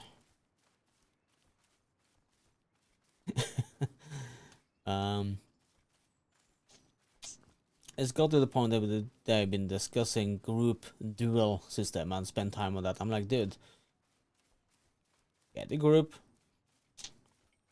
beat the line as, and you hack it out. It's no biggie. The only thing they should have is the ability to turn friendly fire on and off. That's one thing they should be doing. Like, when you are in a clan with other clanmates and want to practice skills, you need to leave the clan. How about the ability to turn friendly fire on or off?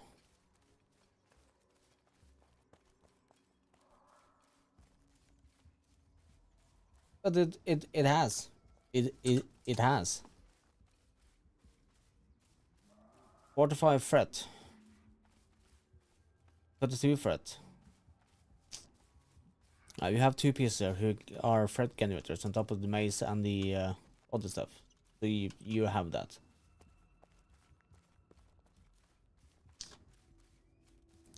I can probably, if I were leveling one hand maze and shield, and within 2 weeks, I could probably keep aggro on most of the stuff. But the only issue is that the Sylvan stuff, it's actually, the Sylvan stuff has insane aggro. It's crazy how much aggro that one has. I think the issue is when people start to combine different pieces that doesn't have threat generation in themselves, they don't maintain aggro, and that's when you lose aggro. Then you're starting to fix something that is not really broken, but it's based on experimenting, not doing the right way. So let's have a look at the Sylvan stuff, shall we?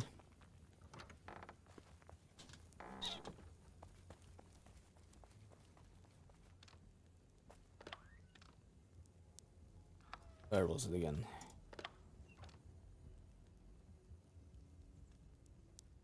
So the Sylvan stuff doesn't really have any... How the heck do I...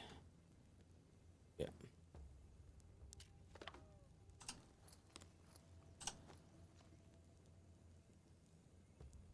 Come on!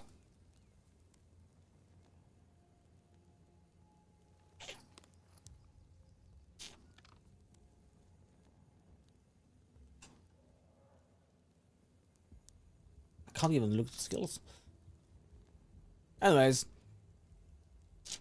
overall, none of this deals aggro.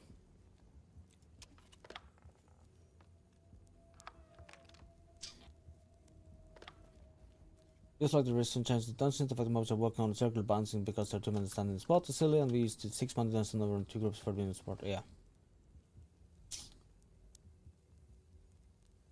We were a dungeon with 6 people. We had 3 healers. And where's DPS?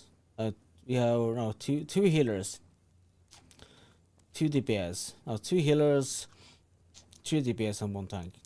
We were struggling. It was heavy. Like 4 acolytes? Fuck that. I'm sorry, but 4 acolytes? No. That's a no. One of the healers had the mesmerize, so we used the mesmerize. But still, the ability to do dungeon now has become pain in the ass. The only reason why we want to do dungeon now is with a full group doing the bosses and the loot piles. Why would you do the others? It's just I'm actually sad. I will admit that the loot at the dungeon actually felt a bit too easy at times. But again, we were like a full group of 6 with good gear, and we smashed through it. But yeah.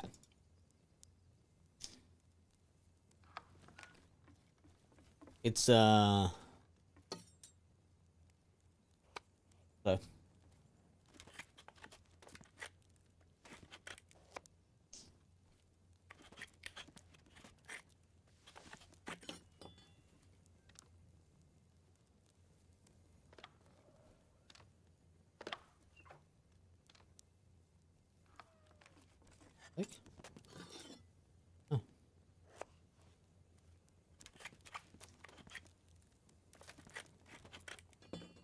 Wow, the fail today is amazing on moderator deck. The biggest issue I have with Dungeon though is the aggro. It's not considered the run drops and how fast the blue one dies or risky PP. I think it was good. Yeah. That's why it's easier to farm the blue warded level 20 items in Linus bosses. I think their overall NPC system is broken. It's just bad. The black board they're using for that is actually not the best one.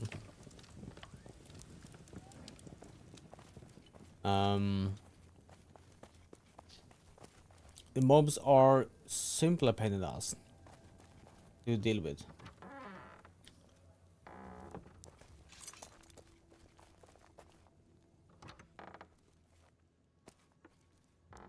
So we had a massive one. We were 2 full groups.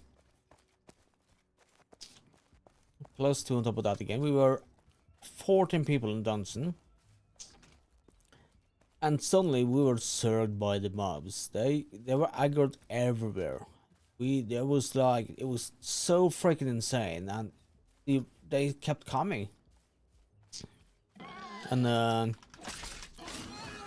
we tried to go back in again. They re-aggroed. And the dungeon It's like doing Upper Blackrock Spire again. 8-man raid. It was like doing Upper Upper Blackrock Spire. Fuck! Upper Blackrock Spire in WoW Vanilla. Again. This is insane. No fun.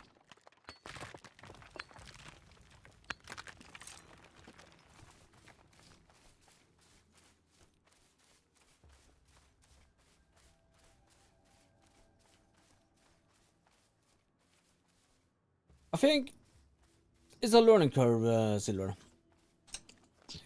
Because this piece tells you everything you need, right?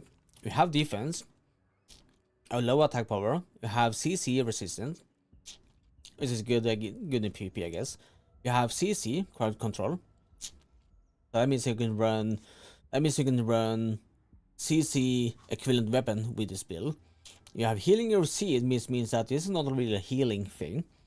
And they have fortified threat and max health and spirit. So this item tells me that this is a perfect chest for attacking. Right? Base of the defense, attack power, the CC resistance, and the CC. These pants are basically tank pants because you have threat, you have block power, you have stamina. You use stamina to block, right? So this one refills the stamina. So when I block, I lose stamina. Yeah. So the mechanics are. I know you understand, but I also do it for the. Also watch the VOD after this. So it basically has everything you need right here. What other games have that Pax Dei doesn't have is content creators who focus on explaining this, like I'm doing now. Which I could be doing.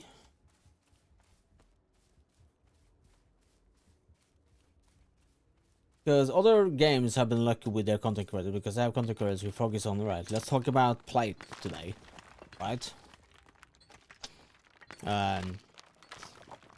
This one doesn't really have anything, so everyone equips gauntlets, pigment gauntlets, because it's high defense and health. And so on.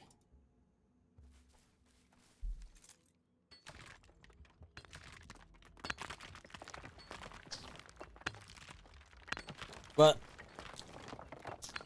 I think I know what you mean, that you want to have like an extra tab explaining how much the defense does for you and how much threat generation does for you and all that. And yeah, you have that in all the games.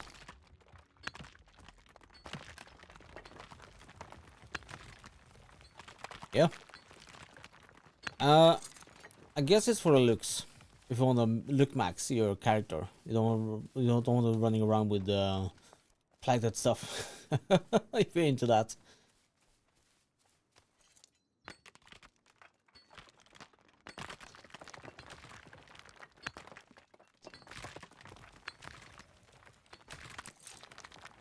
They could maybe be adding like a bonus, like a set bonus, right? Like a plate bonus, leather bonus, like a heavy bonus, medium bonus, and a light bonus for wearing complete set. Let's say, you can happily steal this mainframe, Pax Dei. You can happily steal this fort right now. Just credit me that if you wear items with light, you get bonus to spirit regeneration. If you wear medium, all medium, you get a bonus to, let's say, stamina regeneration. If you are a full heavy set, you get a bonus to health regeneration. Right? Yeah. Which would be like giving the player something to a reason to wear a full kit, because you want spirit regen as a healer. For leather, that's more like fast-paced PvP DPS build. You want to have stamina regen. And for the plate, heavy, we would love to have more stamina. And no, sorry, HP. If you could somehow add a set bonus for that, great. Or add sets. Like the Vinla set.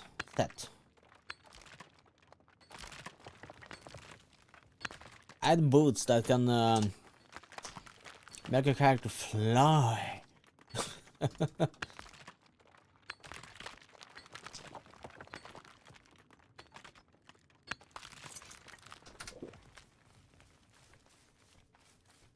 Hello, Andron. Shopping is done, indeed.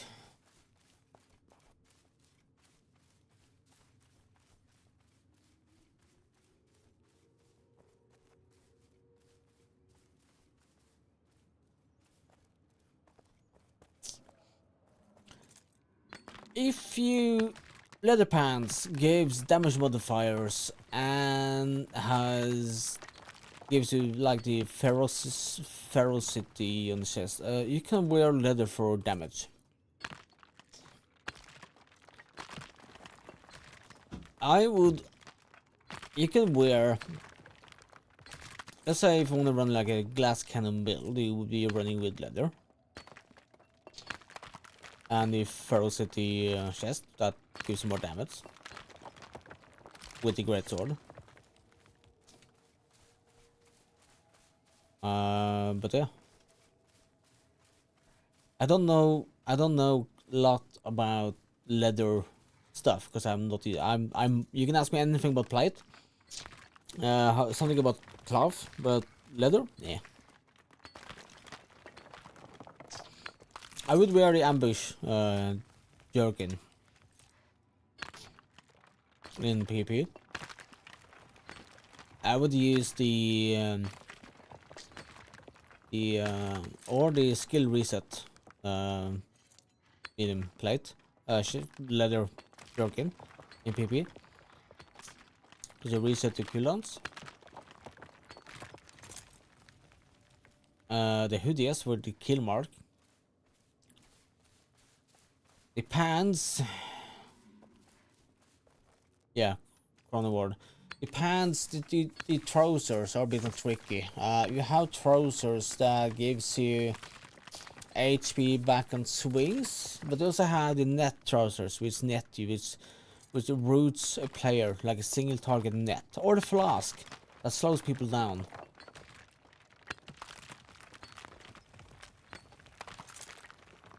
Yeah, but I wouldn't do the holy stars. I would, if I were in group PP, I would do the flask that slows everybody down in that area. It splashes down. I think it's an area group, or is it single target?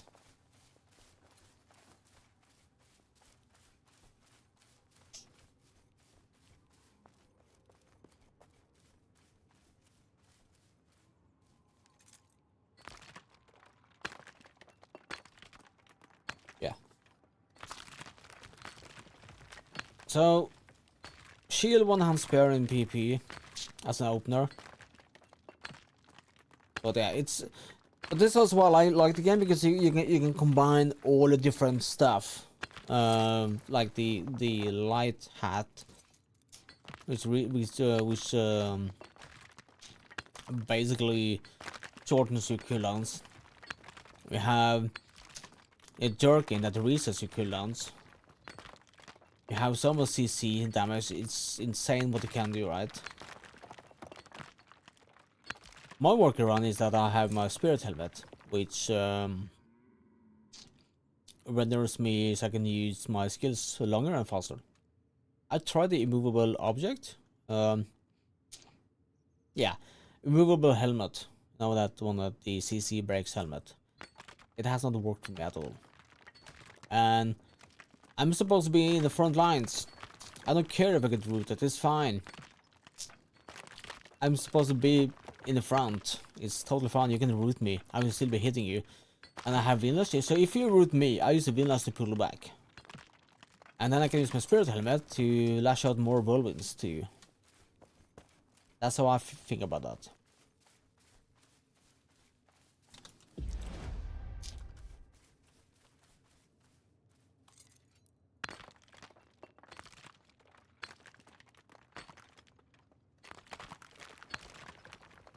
But also have the whole other aspect is the whole other aspect of the game is PvP healing.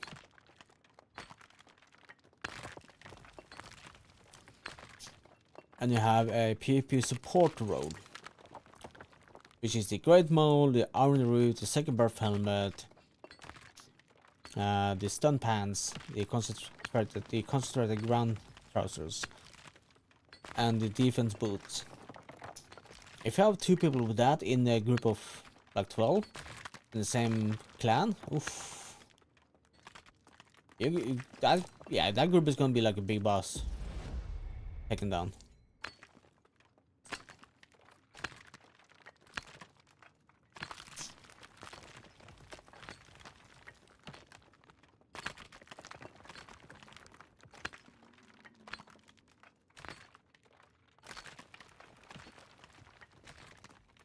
I'm gonna do that. I'm actually gonna be leveling. I'm gonna actually be crafting different gear and try them out in PvP and make videos about it. I haven't seen that. I haven't seen a proper, well-made guide in Pax Dei yet. Not saying the content creators in Pax Dei are bad, but I would love more. Professional-looking guides in Pax Dei. Like armor guides, skill guides, what to do, how to do it, how to get out of situations. Like when I joined a new game, to play a new game, I would dive in, like Windroad for example. I would dive into content, watching content, how to do Pax Dei, how to do stuff, how to do certain stuff, how like tips and tricks.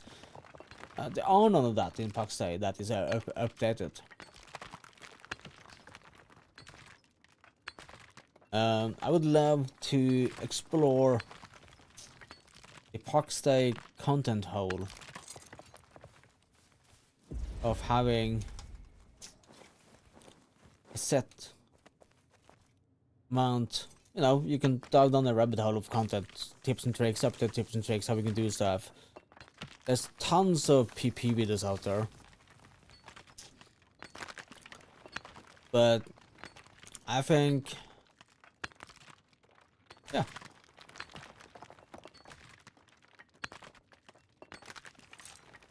I think I will do that. Fuck it, why not? What stops me? Except for work. I need to do some proper prior planning to prevent piss poor performance then. Oof. Alright, this is my last round of farming before I'm gonna skip out and do some chores today. Gotta have the food ready for my kid when she gets home from school in a few hours. I'm gonna go through the last bookings I got today.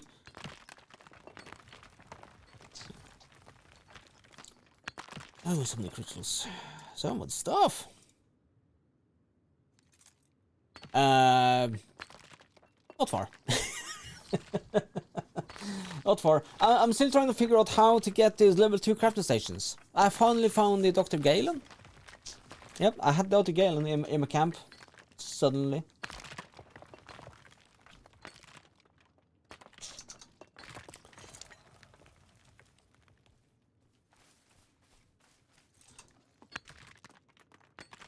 Don't know where he came from. But he was there, that creepy mofo. Creepy guy. Look, all the sand for you, Andrew. Huh? With all the sand.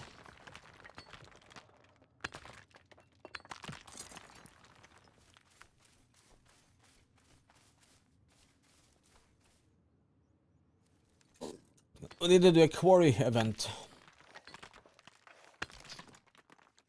Where we go to all the quarries around the map and empty them and fight for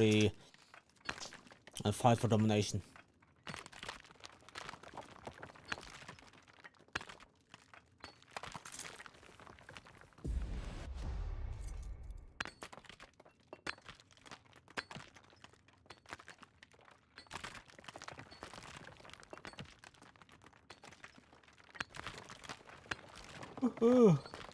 Hit for dinner this time.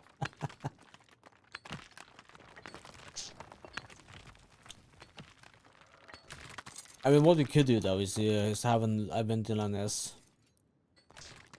where we just go out and mine everything we see Because you also get fair amount of crystals too, like pyrite, the Jarls, all the stuff that you need for crafting.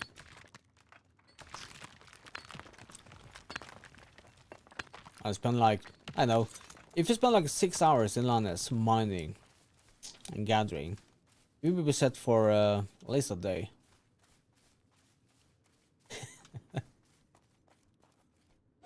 And Yari can kill all the goats he wants to.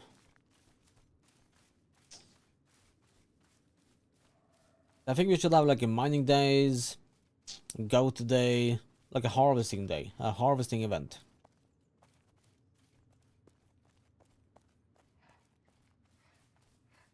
Yeah, I know.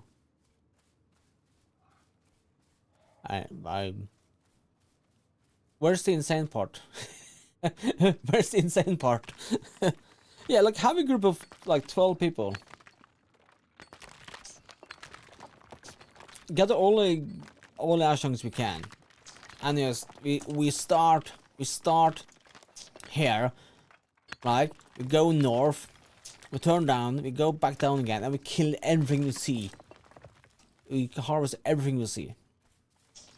And when you're full, someone teleports back to the shrine, and we can continue.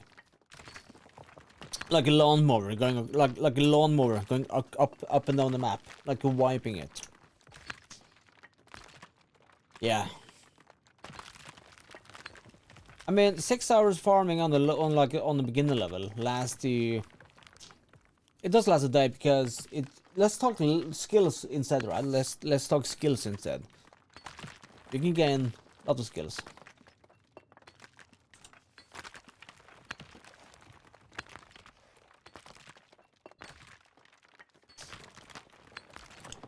I think this shrine is actually a good location.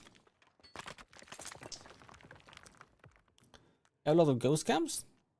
Inquisitor camps. I don't think there's a lot of people. Yeah. But here's the thing though, is that Catalan we have 3 guilds about 1 shrine. Tremere. We have Oathbreakers. Who has been ever with Oathbreakers? Come on. I wouldn't say it's bad. I think it's a lack of players wanted to having the amount of players. A lot of people who band together, creating large PP groups that tries to have a shrine but fails. Rumor is that Ordinary Shore is failing. That someone told me that this shrine is about to go under. Could be reputation being put out there is for funds.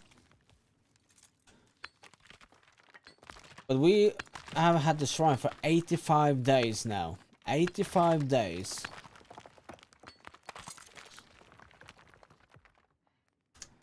I've had the shrine. That's almost 3 months. Jeez.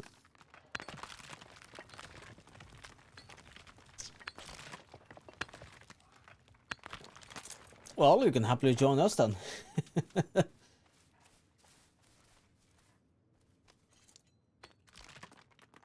I need to spend. I think I'm gonna spend a day working on the exterior on the shrine. It looks a bit half naked now. I don't like that. Oof. Okay. Let's skip that. Let's skip that.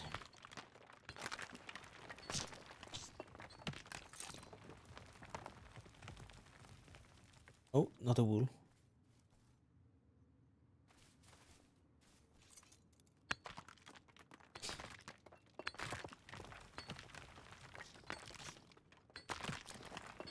I like the outside part of it because I want a. I'm gonna keep the outside part because I like that. I like the open thing.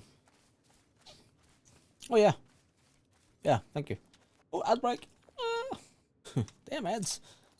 Well, keeps my channel alive.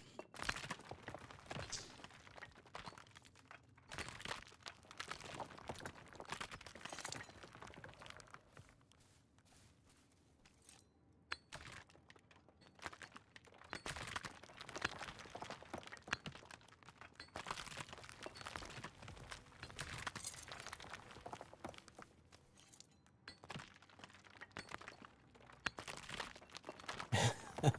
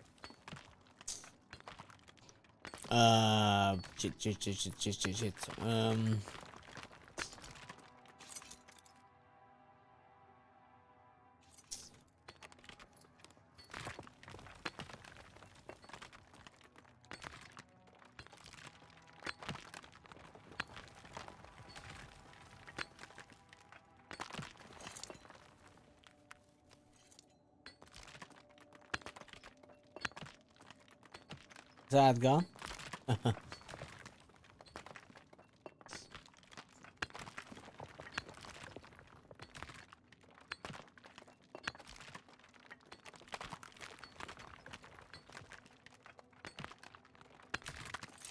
Go, and that's it.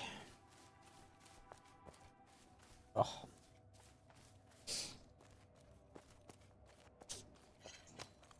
I like the outside part because we have this dual pit right here.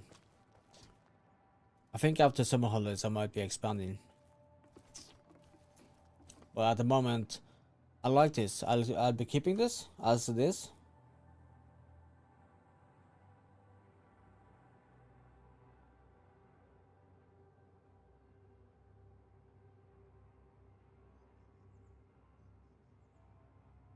Ah. Oh, nice. See, I was doing an interview and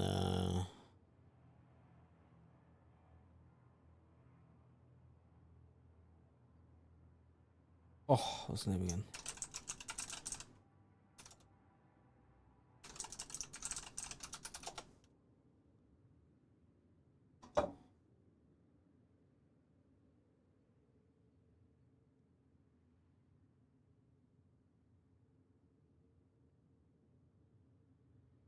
Yeah, I never liked the industrial look on some of the shrines.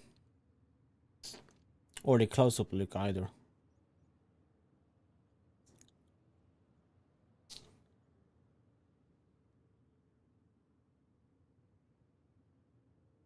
Okay. Continue to Gmail.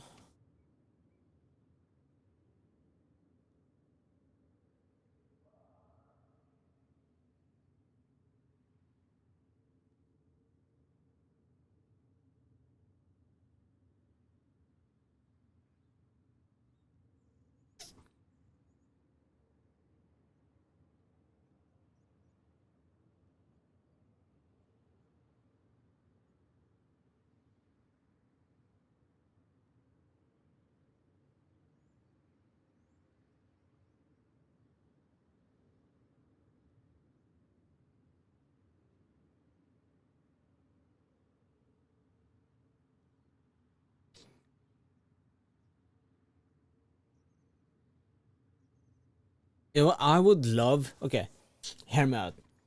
I would love for you to be in Ashang for a week and build our shrine.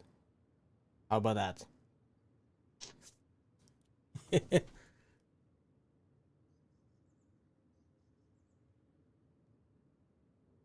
Just reading an article I'm getting quoted on.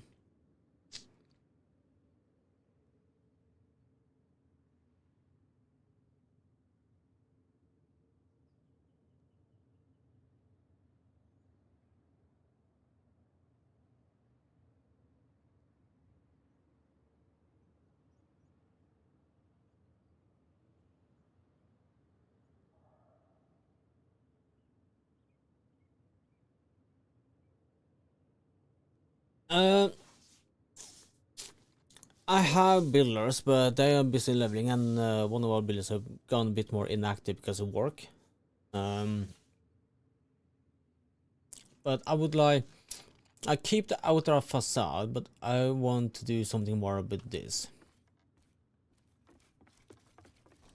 Like, it's not there yet, if you know what I mean.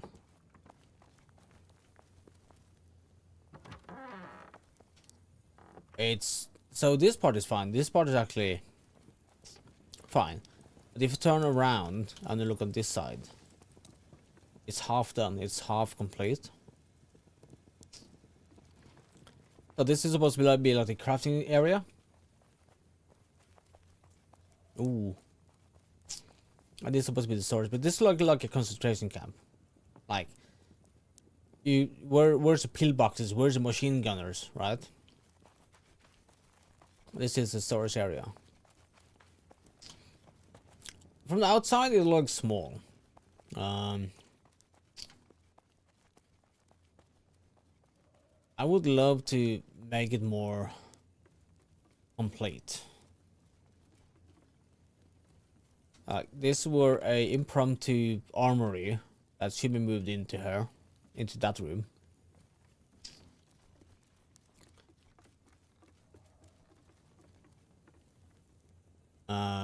This was supposed to be like a balcony. Yeah. And you talked about merging with Ashong, so you know you can use building skills on making this shrine one of the most awesome builds there is. I want to have the theme and the tone and the style also on the outside, but also applied on the shrine. I hate industrial looking shrines. This was made because I saw people trying to glitch jump up the wall. That's why I added this here now. But it shouldn't be here. I'm gonna remove that one day. But everything is so half done because it's been hard. Let's read this one.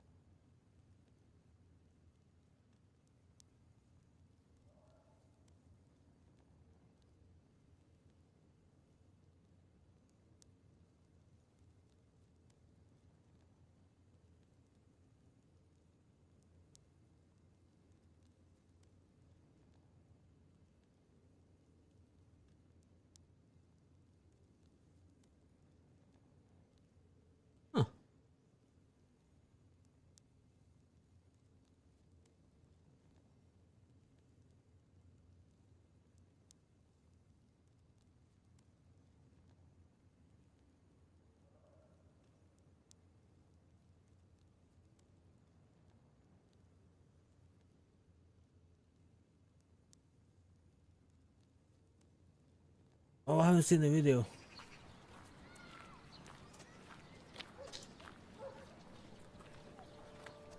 Ah, okay. This is awesome. I haven't seen I was in a film about, because I'm a heavy guy, right? So we did a video some time ago where I got a lot of money being on it. På en skala That's fra me. 0 til 10, That's me. hvor enig er du i påstanden? Jeg blir behandlet annerledes på grunn av min størrelse.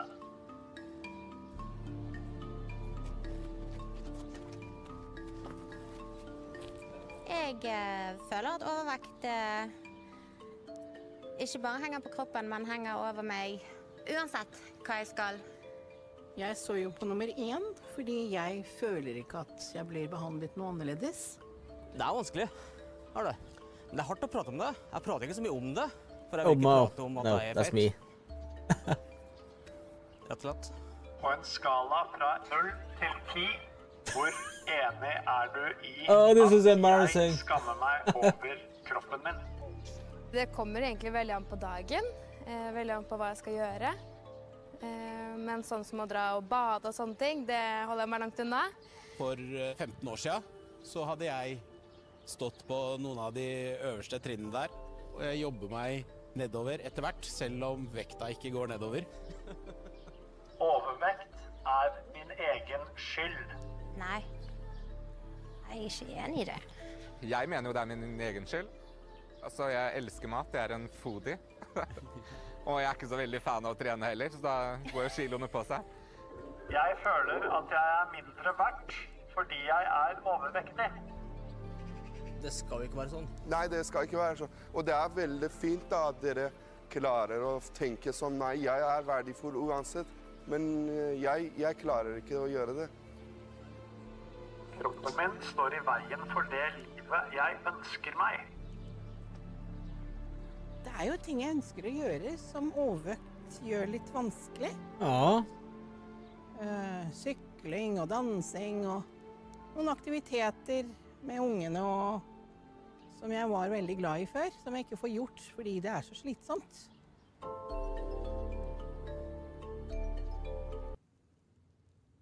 Nice. Cool. It's I've been a big guy my whole life, and I was asked, I was hopping on this because I want to, you know, be more open about. It's easy, like it should be easy to talk about it, right? You should be talking about your difficulties. It should be hard to talk about it.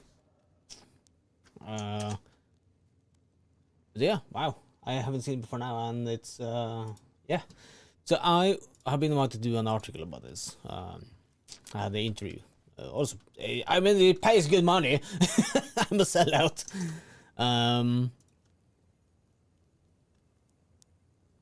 But it's important to talk about stuff that annoys you, that really, you know. Oh yeah, please do.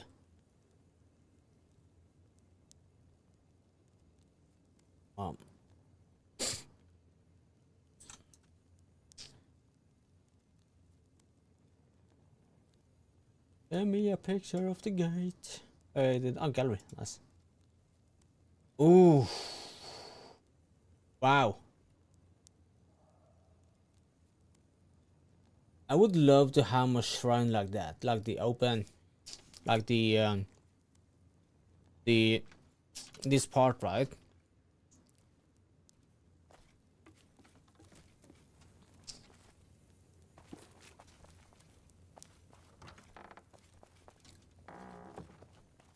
Imagine a bit Nordic style, like Norse stylish thing.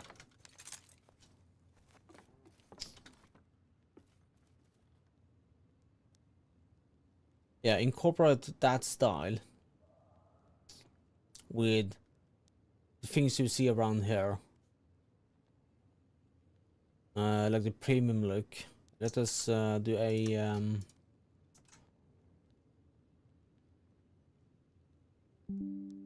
ChatGPT.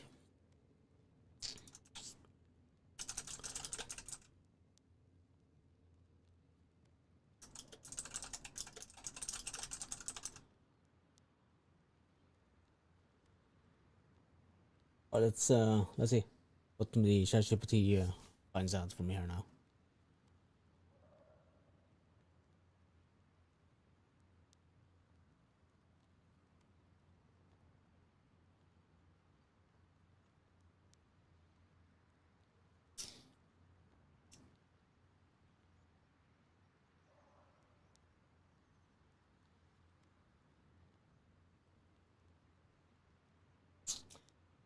It's thinking, it's thinking, it's thinking really loud. Oh,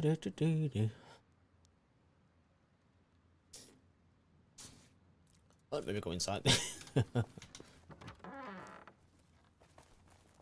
Yeah, but if you're happy to, you can get some payment for it. I would love to have some of the work on the shrine for a week, but also keep the back end, like the furniture, because I like that style. But like, have it like that stylish, I think. Wow. Okay. Yeah. How about that? Jeez. Yeah.